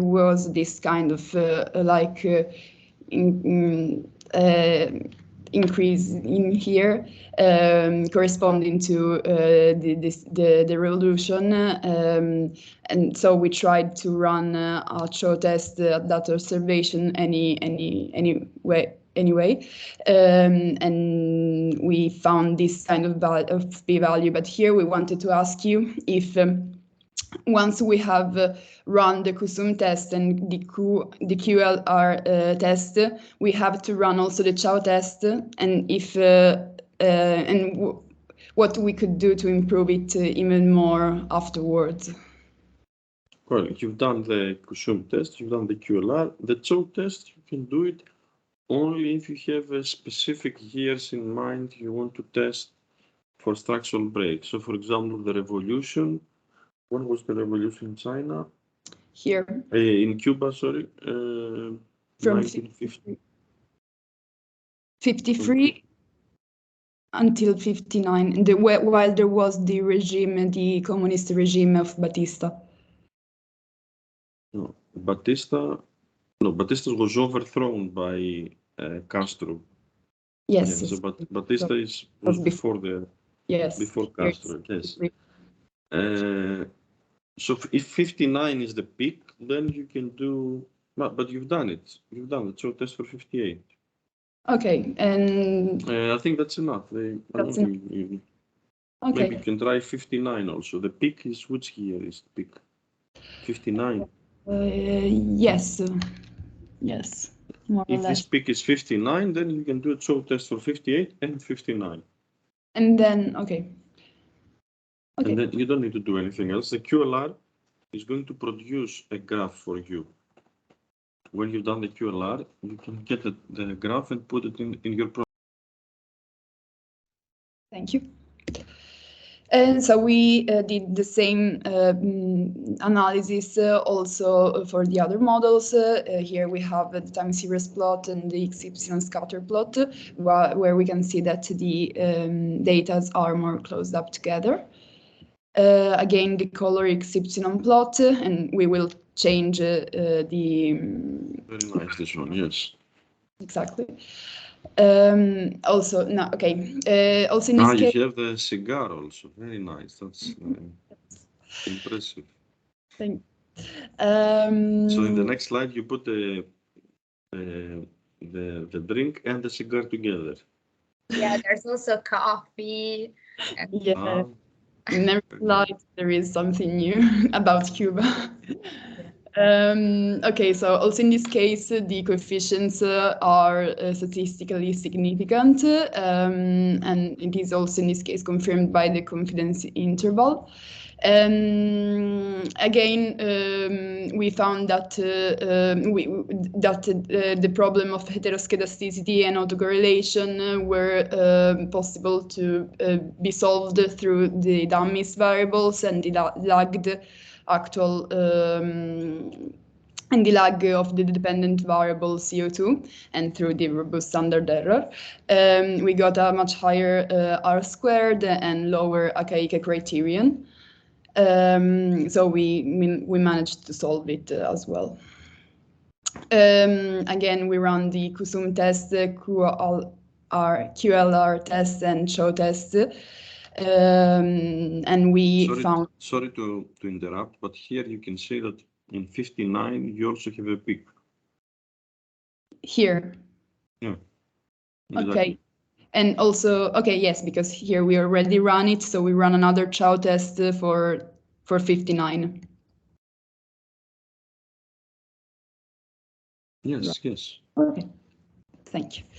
Then, and we saw that there is also no structural break according to these tests. Okay, so again, the time series plot and the XY scatter plot for the nonlinear model. Then the color XY plot, which is similar to the linear model, the summary full statistics. Here, this time for the, the coefficients are again also statistically significant at 1%. This looks to me like the the best fit I've seen so far. Yes, And this is in line also with the environmental Kuznets curve. So I guess you are going to talk about this in your project, and this is a very good fit, this one. Thank you. We saw that as well, because when we run the white test for heteroskedasticity, it didn't said that there was no heteroskedasticity, and also the autocorrelation was present. Well, yes. Nothing, sorry. But we then compared all the regressions. So all the coefficients were still significant. Also in this case, a higher R squared and lower archaic. And also here we did not have any change in parameters and no structural break. So you can see here, you don't, apart from very small spike, the others are behaving really well here. Yes. So the behavior in this case looks to much better than the previous one. So you can also comment on this.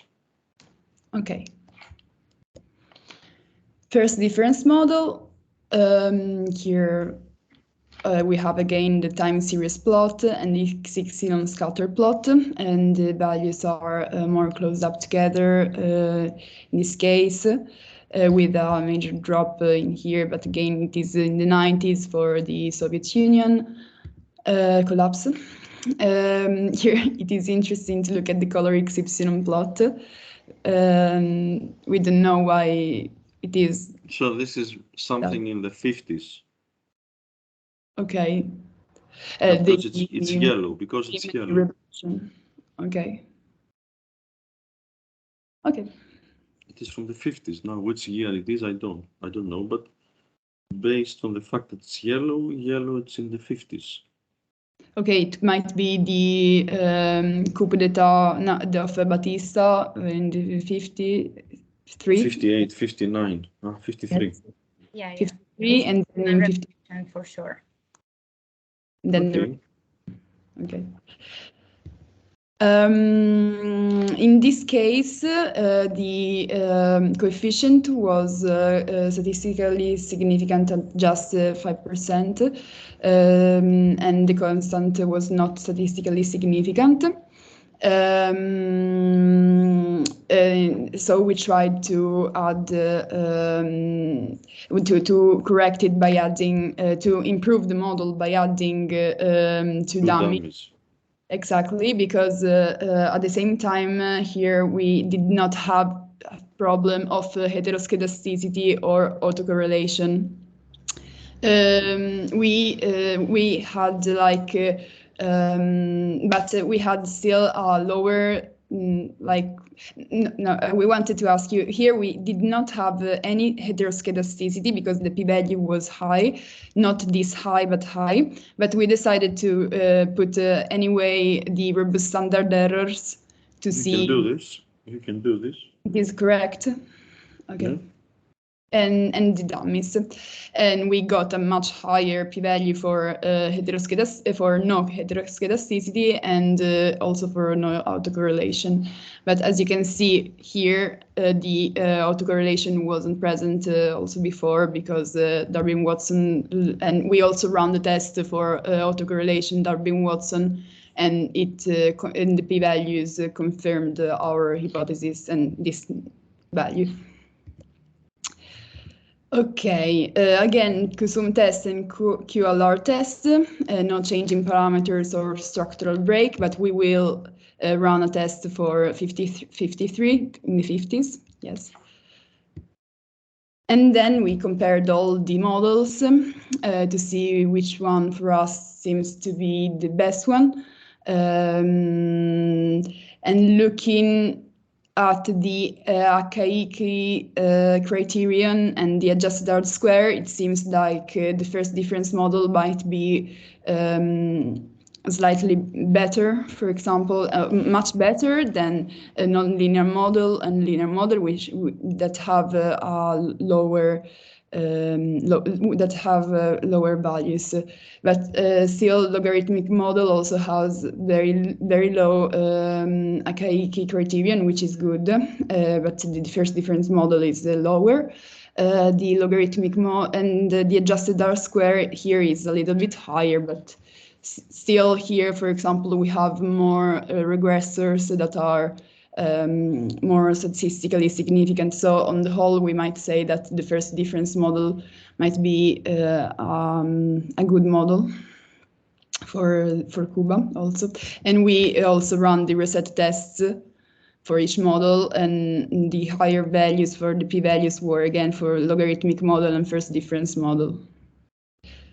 Okay, very nice background. We have the Cuban cars. Here you have the sand. High lighthouse. Very nice. Thank you. Very nice. Aesthetically, in presentation-wise, very excellent PowerPoint slides. I like the cars you found also. These are the old American cars that are still in Havana. Very like good. this one. And this Yes. is a taxi. Very good. Okay, then we run a quantile regression, at first with the linear variables, that we saw that the quantile estimates and the OLS estimate, the two lines are quite closed up, so it doesn't seem like there is a significant asymmetry, although there is this very wide gray area here. So maybe we lack some data or information. Well, you're getting high uncertainty on the area where CO2 emissions are relatively high. This is why the gray area on the right is so wide. Okay, higher. This is probably due to the fact that because you have an environmental Kuznets curve type of curve, so a linear model cannot capture this nonlinear behavior. That's why you're getting this type of uncertainty on the right of the graph. You can just observe it in your project and say the confidence interval when CO2 emissions are relatively high are wider compared to the confidence intervals at relatively lower levels of the distribution of CO2 emissions. Something along these lines. Perfect. Thank you very much. Okay, and then we did the same with the logarithmic variables to see if the line of the quantile line and the OLS line. This is much better, this one. Exactly. And for this reason, we decided to compare the quantile regression with the logarithmic variables with the logarithmic OLS regression. What is this bird? Excuse me? The bird on the left. Toucan. How do you say? It's also from Cuba, toucan. We think so, yes. Right, Sabri? Yeah, we found that it's got an infographic, like a set of icons to use that were related to Cuba, and yeah, that was fun. Very good, very good. I'm learning things, very good. Okay, so we compared the OLS regression with logged variables and quantile regression with logged variables. So it's 2.4 the OLS, and it's significantly less. Why is that? 2.4 is the OLS and 0.59. No. We saw that and we wanted to ask you because here, yes, it's 0.59, so it is very lower. Can you go back to the graph? According to the graph, the OLS estimate is between 2 and 3.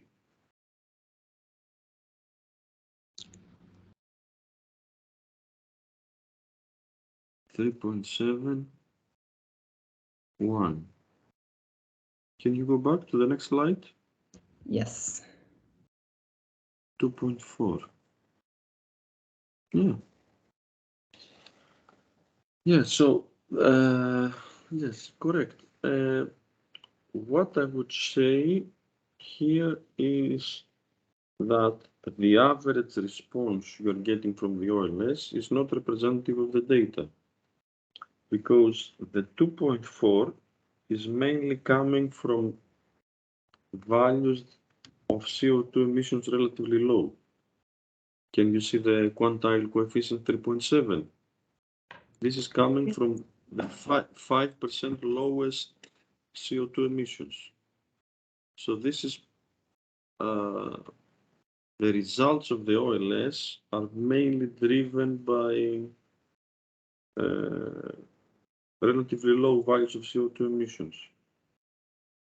Okay. This is how I would comment on it. Thank you.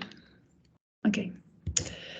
Because after that it goes to 1. You can see it goes to 0.5, 0.81, which is significantly below the 2.4. Yes, and it also decreases and then increases again. So Yeah. now I found it interesting. Okay. Then we passed. We also we wanted to look at the correlogram in order to see the importance of the lags in this of our variables. So we run it for annual CO2 emissions and then for GDP per capita, and we saw that the autocorrelations are significant until the 13th lag, and while here we can see that according to the partial autocorrelation, that's only the 8th autocorrelation is significant at 5%.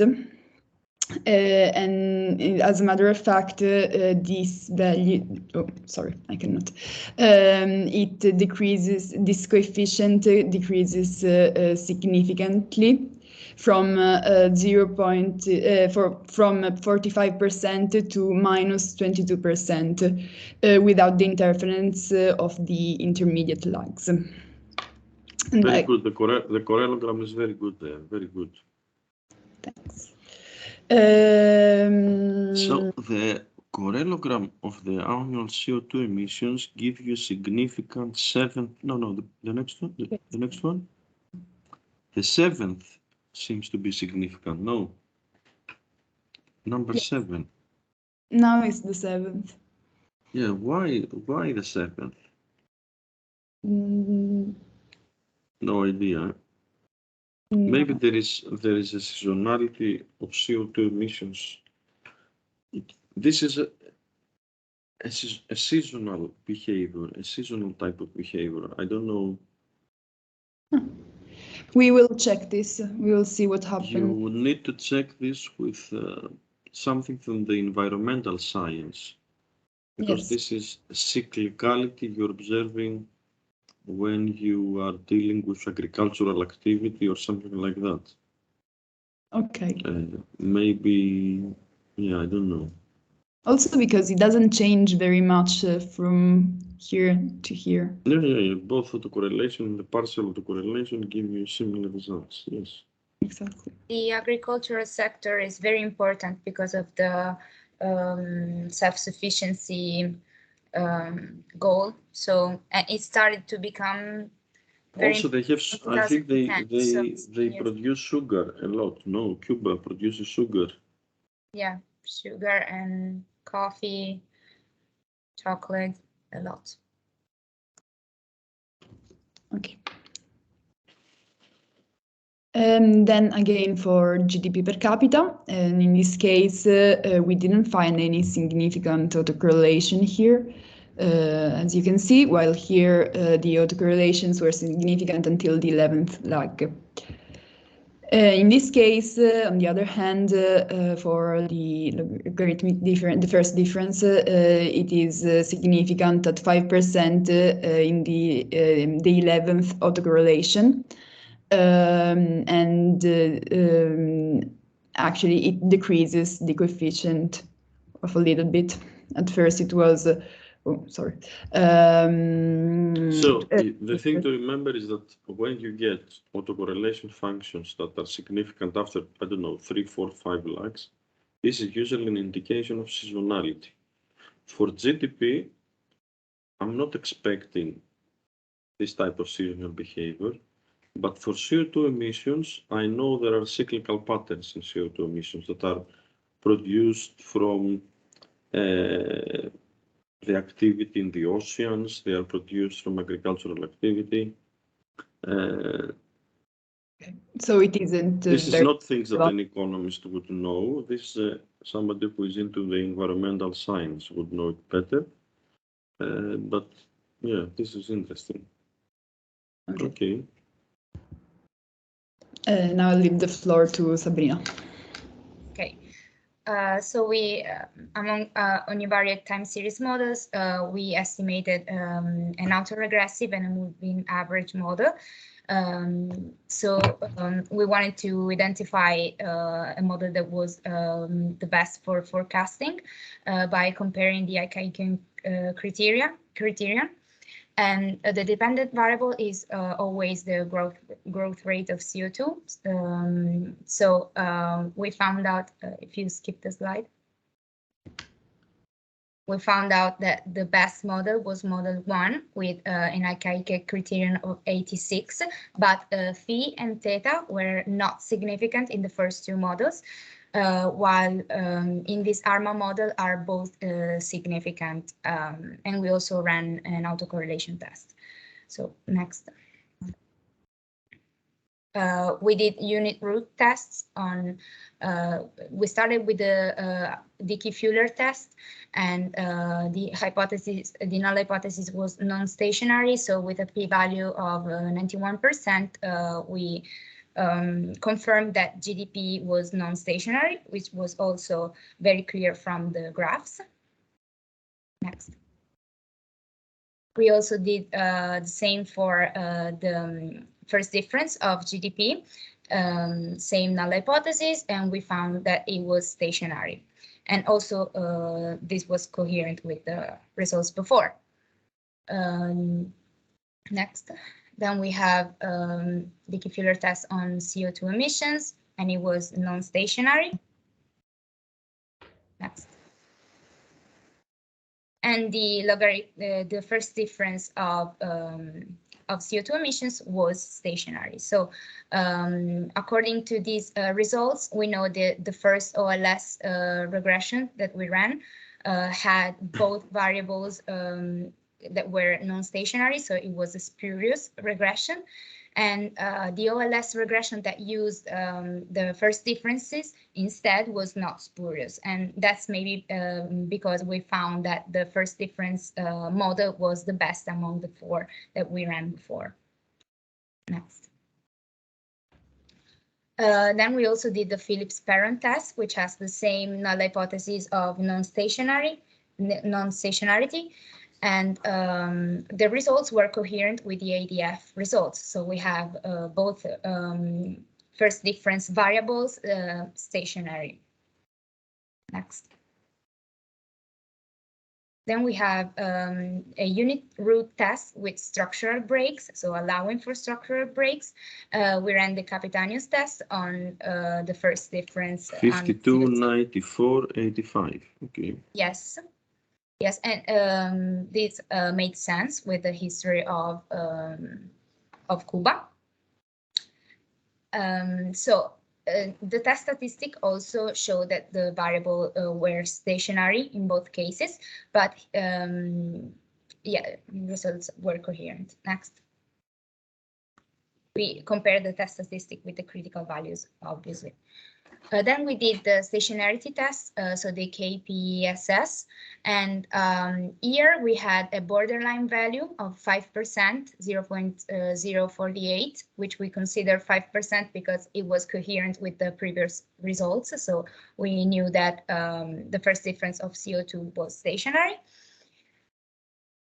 Next.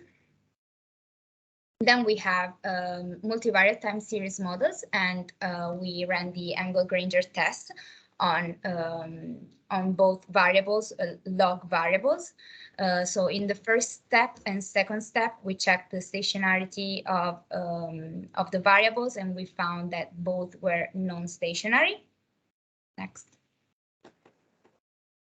And in the third step, we ran actually Greta ran a co-integrating regression, and in the fourth step we tested for a unit root in the regression residuals, and we found that the regression residuals were non-stationary, so we evidenced no co-integration between the logarithm of annual CO2 and of GDP per capita. Next. Okay. And the only thing that's missing is a vector autoregressive model, and we intend to do that this week, and yeah. And maybe you can do the Ketvals I saw earlier. You remember I showed you the Ketvals? Sorry, can you repeat? I saw how to do the Ketvals. Oh yeah, yes. Okay. Where you do the smooth. It's a smooth time varying coefficient. Yeah. Okay, yes. And we were also thinking on adding new variables to the model in order to see if it improved even more. What other variables can you? There is the. May I show you? Yeah. We added from the link that you sent us, we saw that there were also other kind of emissions. Medium temperature anomaly. Yeah, that's a good one. Also, we saw that it might be relevant to run it with the energy per capita. We saw that running just the OLS linear model regression, that it was a significant variable, but it is just sufficient to add this variable and then to run the test. You can experiment. You can try and see whether it's significant or not. Okay. It's a very good idea.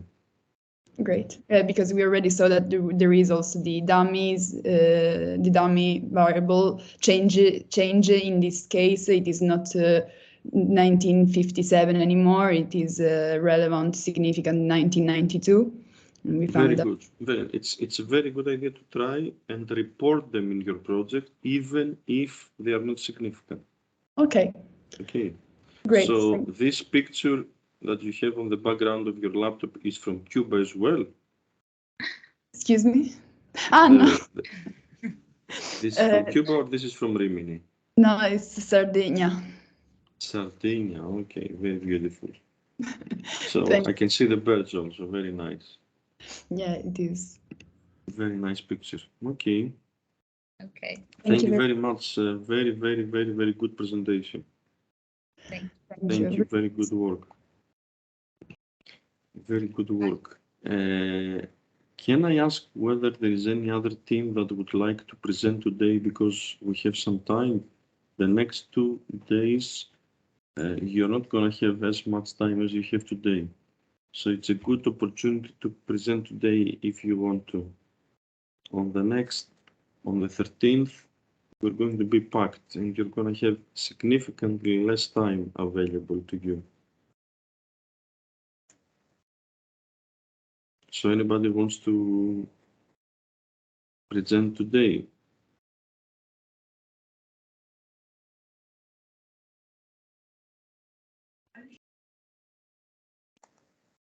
Sorry? It's a good opportunity to present today if Rosita, you want to present? Yes, Professor. No, sorry, we are not ready to present, but I wanted But to you can ask ask a question if you want. Yes. Yeah, yes, you can ask. because we had some problems with the data. We are a Yeah. little bit. You want to share your screen? No, because we. Oh, maybe I can share you just the Excel file. Yeah, just Excel would be nice. Okay, sorry. Just 1 second. Okay. Just 1 second, sorry.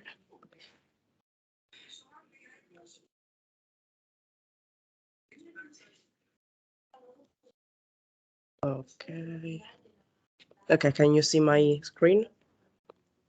Yes, I can see it. Okay, so we choose China, but we are having some problems with the data because we have not very much observation, because as you can see they're not completed, so we are missing a lot of data for GDP per capita, and so in total we have something like 68 observations, but also we have a lot of gaps, like here for 39 to 49 we are missing data for GDP. And of course I tried interpolation as you suggested, but I saw that it just add like one unit to each year and goes on like that. But I think those are like sensitive, a sensitive time period due to the Second World War, maybe. And so I was thinking that. So let me ask something. You have data Yeah. from complete data from 1950 until which year? Until 2018, 2020, like with interpolation 2020. But without 2018. So with interpolation, you're getting from 1950 to 2020. So you have 70 observations. Yeah, is that enough? So I would go with the 70 observation. Before that, before the 50s, China had problems with the war, the cultural revolution, etc. Yeah. So even if you interpolate, it wouldn't be. No, you can interpolate between the two observations. It's not going to add one per year because you start from 1003 to 799. Okay, yes. No, because I thought that you have to do interpolation by connecting the two cells. Like those two. Yes. Okay, we'll try that. And then you fill the data. I think I showed it a couple of yes, lectures. Yes, I remember. So maybe I can do that and use more observation. Yes. And from 2029. Yes. But one question, sorry. If we find data's observation for GDP from other websites, for example, can we insert them manually? If they are on the same, if they are similar to what you get on this web page, yes. Okay. But the data needs to be, let me say, smooth.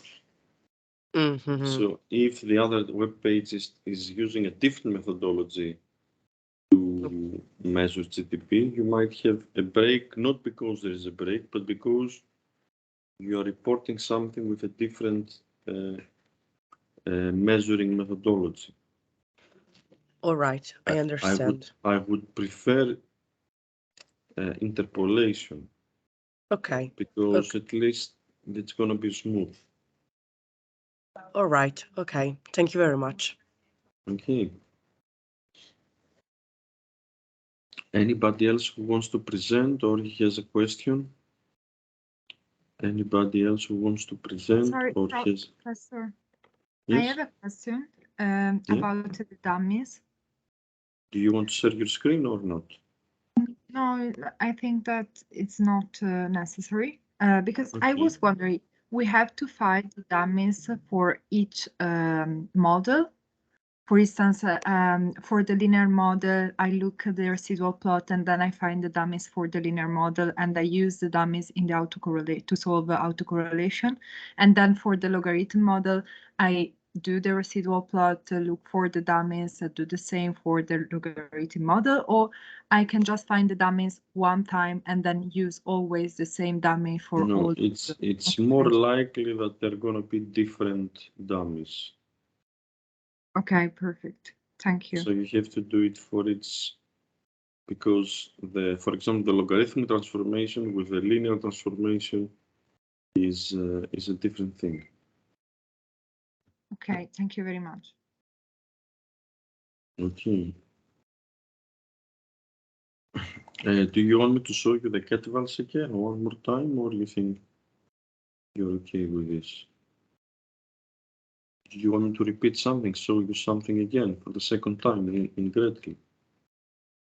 If you can show again the ketval graph would be the best. Thank you very much. Okay, the ketval.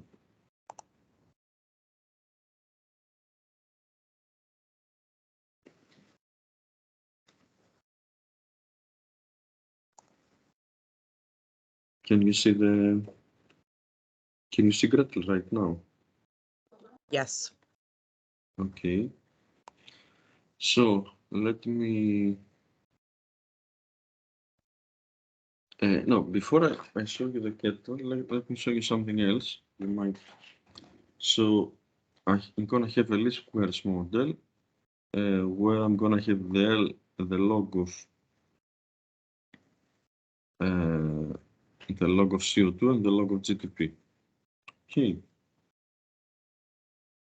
This is going to be the logarithmic model. Okay. The graph is going to be like this. This is the logarithmic model for my case. Okay, or actual versus fitted. Let's do this. Now, I'm gonna show you something different.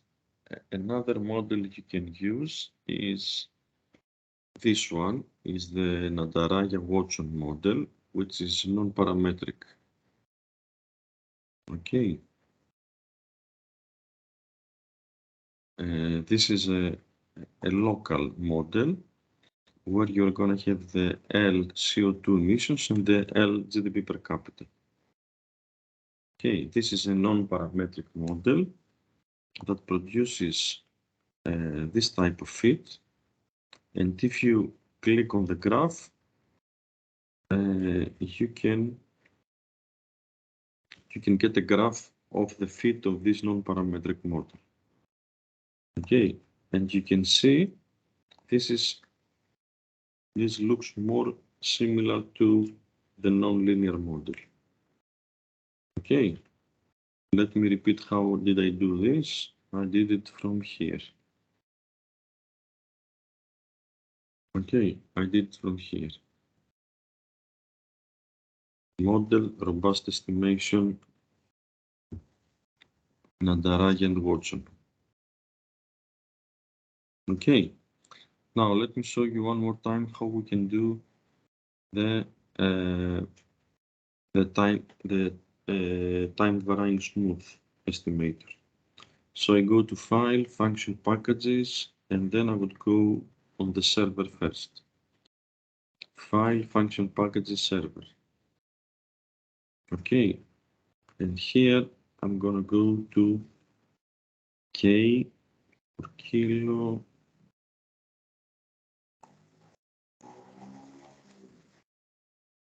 Okay, and I have to find this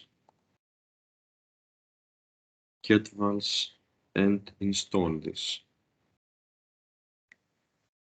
Okay. Find ketvals, right click, install.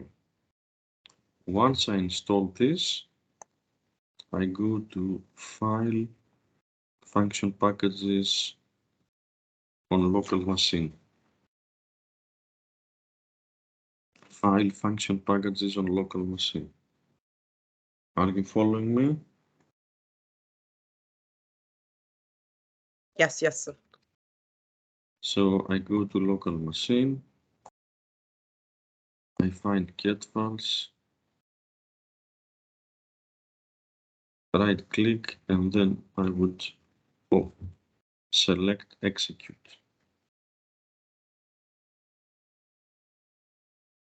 I would select execute. Okay, can I click OK?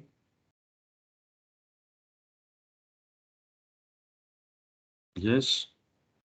Yes. Okay. Now my dependent variable is going to be, let's say, log CO2 emissions. And I'm going to create a list, let's call it X, which is going to have a constant and LGTP. Okay. So log CO2 emissions is the dependent variable, and the independent variables is a list called X that includes the constant and the log of GDP per capita. Okay. Are we okay?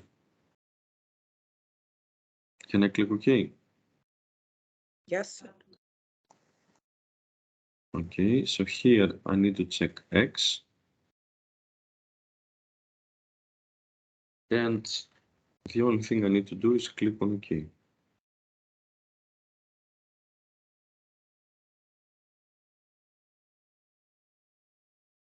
Can I click OK?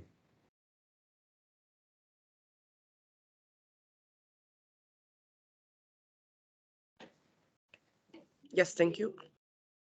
I click on OK. Then the estimation is complete. So the next thing I need to do, from here I can save the coefficients and the standard deviations if you want to. But you can click on the graphs here and get the graphs of the time varying coefficients from this graph. Okay, so here you're gonna have two graphs. You can move, this is the constant, you can see it's going up. If I click on the arrow, you can get the coefficient of GDP per capita. So as you can see, this coefficient keeps on declining. It's going down. Okay, this means that in the 19th century, if you want to increase GDP at this point, you need to increase your CO2 emissions. Then, from the beginning, CO2 emissions decreased for an increase of GDP. And then after the 50s, it became zero, and more recently, it's negative. Negative means that as CO2 emissions, as GDP grows, CO2 emissions are going down. So if you want to become richer, your CO2 emissions would decline. Your CO2 emissions would decline. Okay. So you can have the two graphs here, but I would say the most important thing is it's not the constant, it's the CO2 emissions. Any questions, anything you want to repeat here? So I show you two more things, how to do the time varying smooth estimation and how to do the non-parametric estimation as well.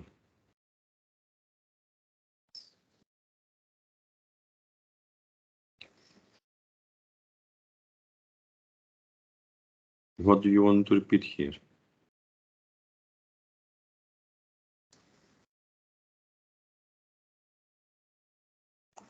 Any questions, anything you want to repeat?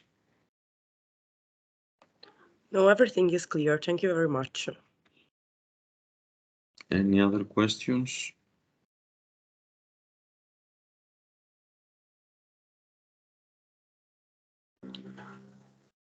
Any other questions?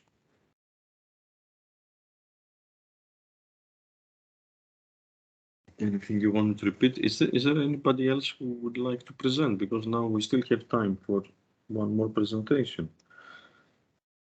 I repeat, if you present today, you're going to have more time for feedback, because the other 2 days you would need less time for presentation.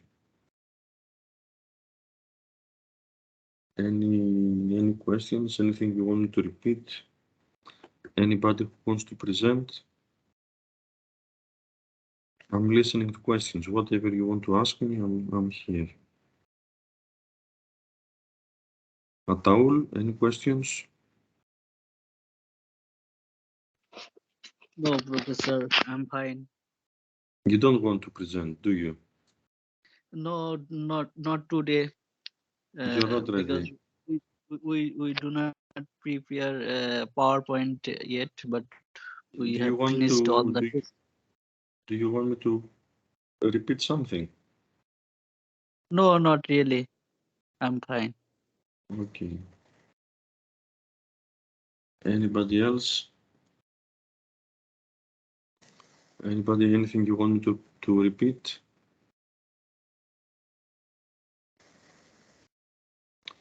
If there are no questions, then I think we should meet next Friday.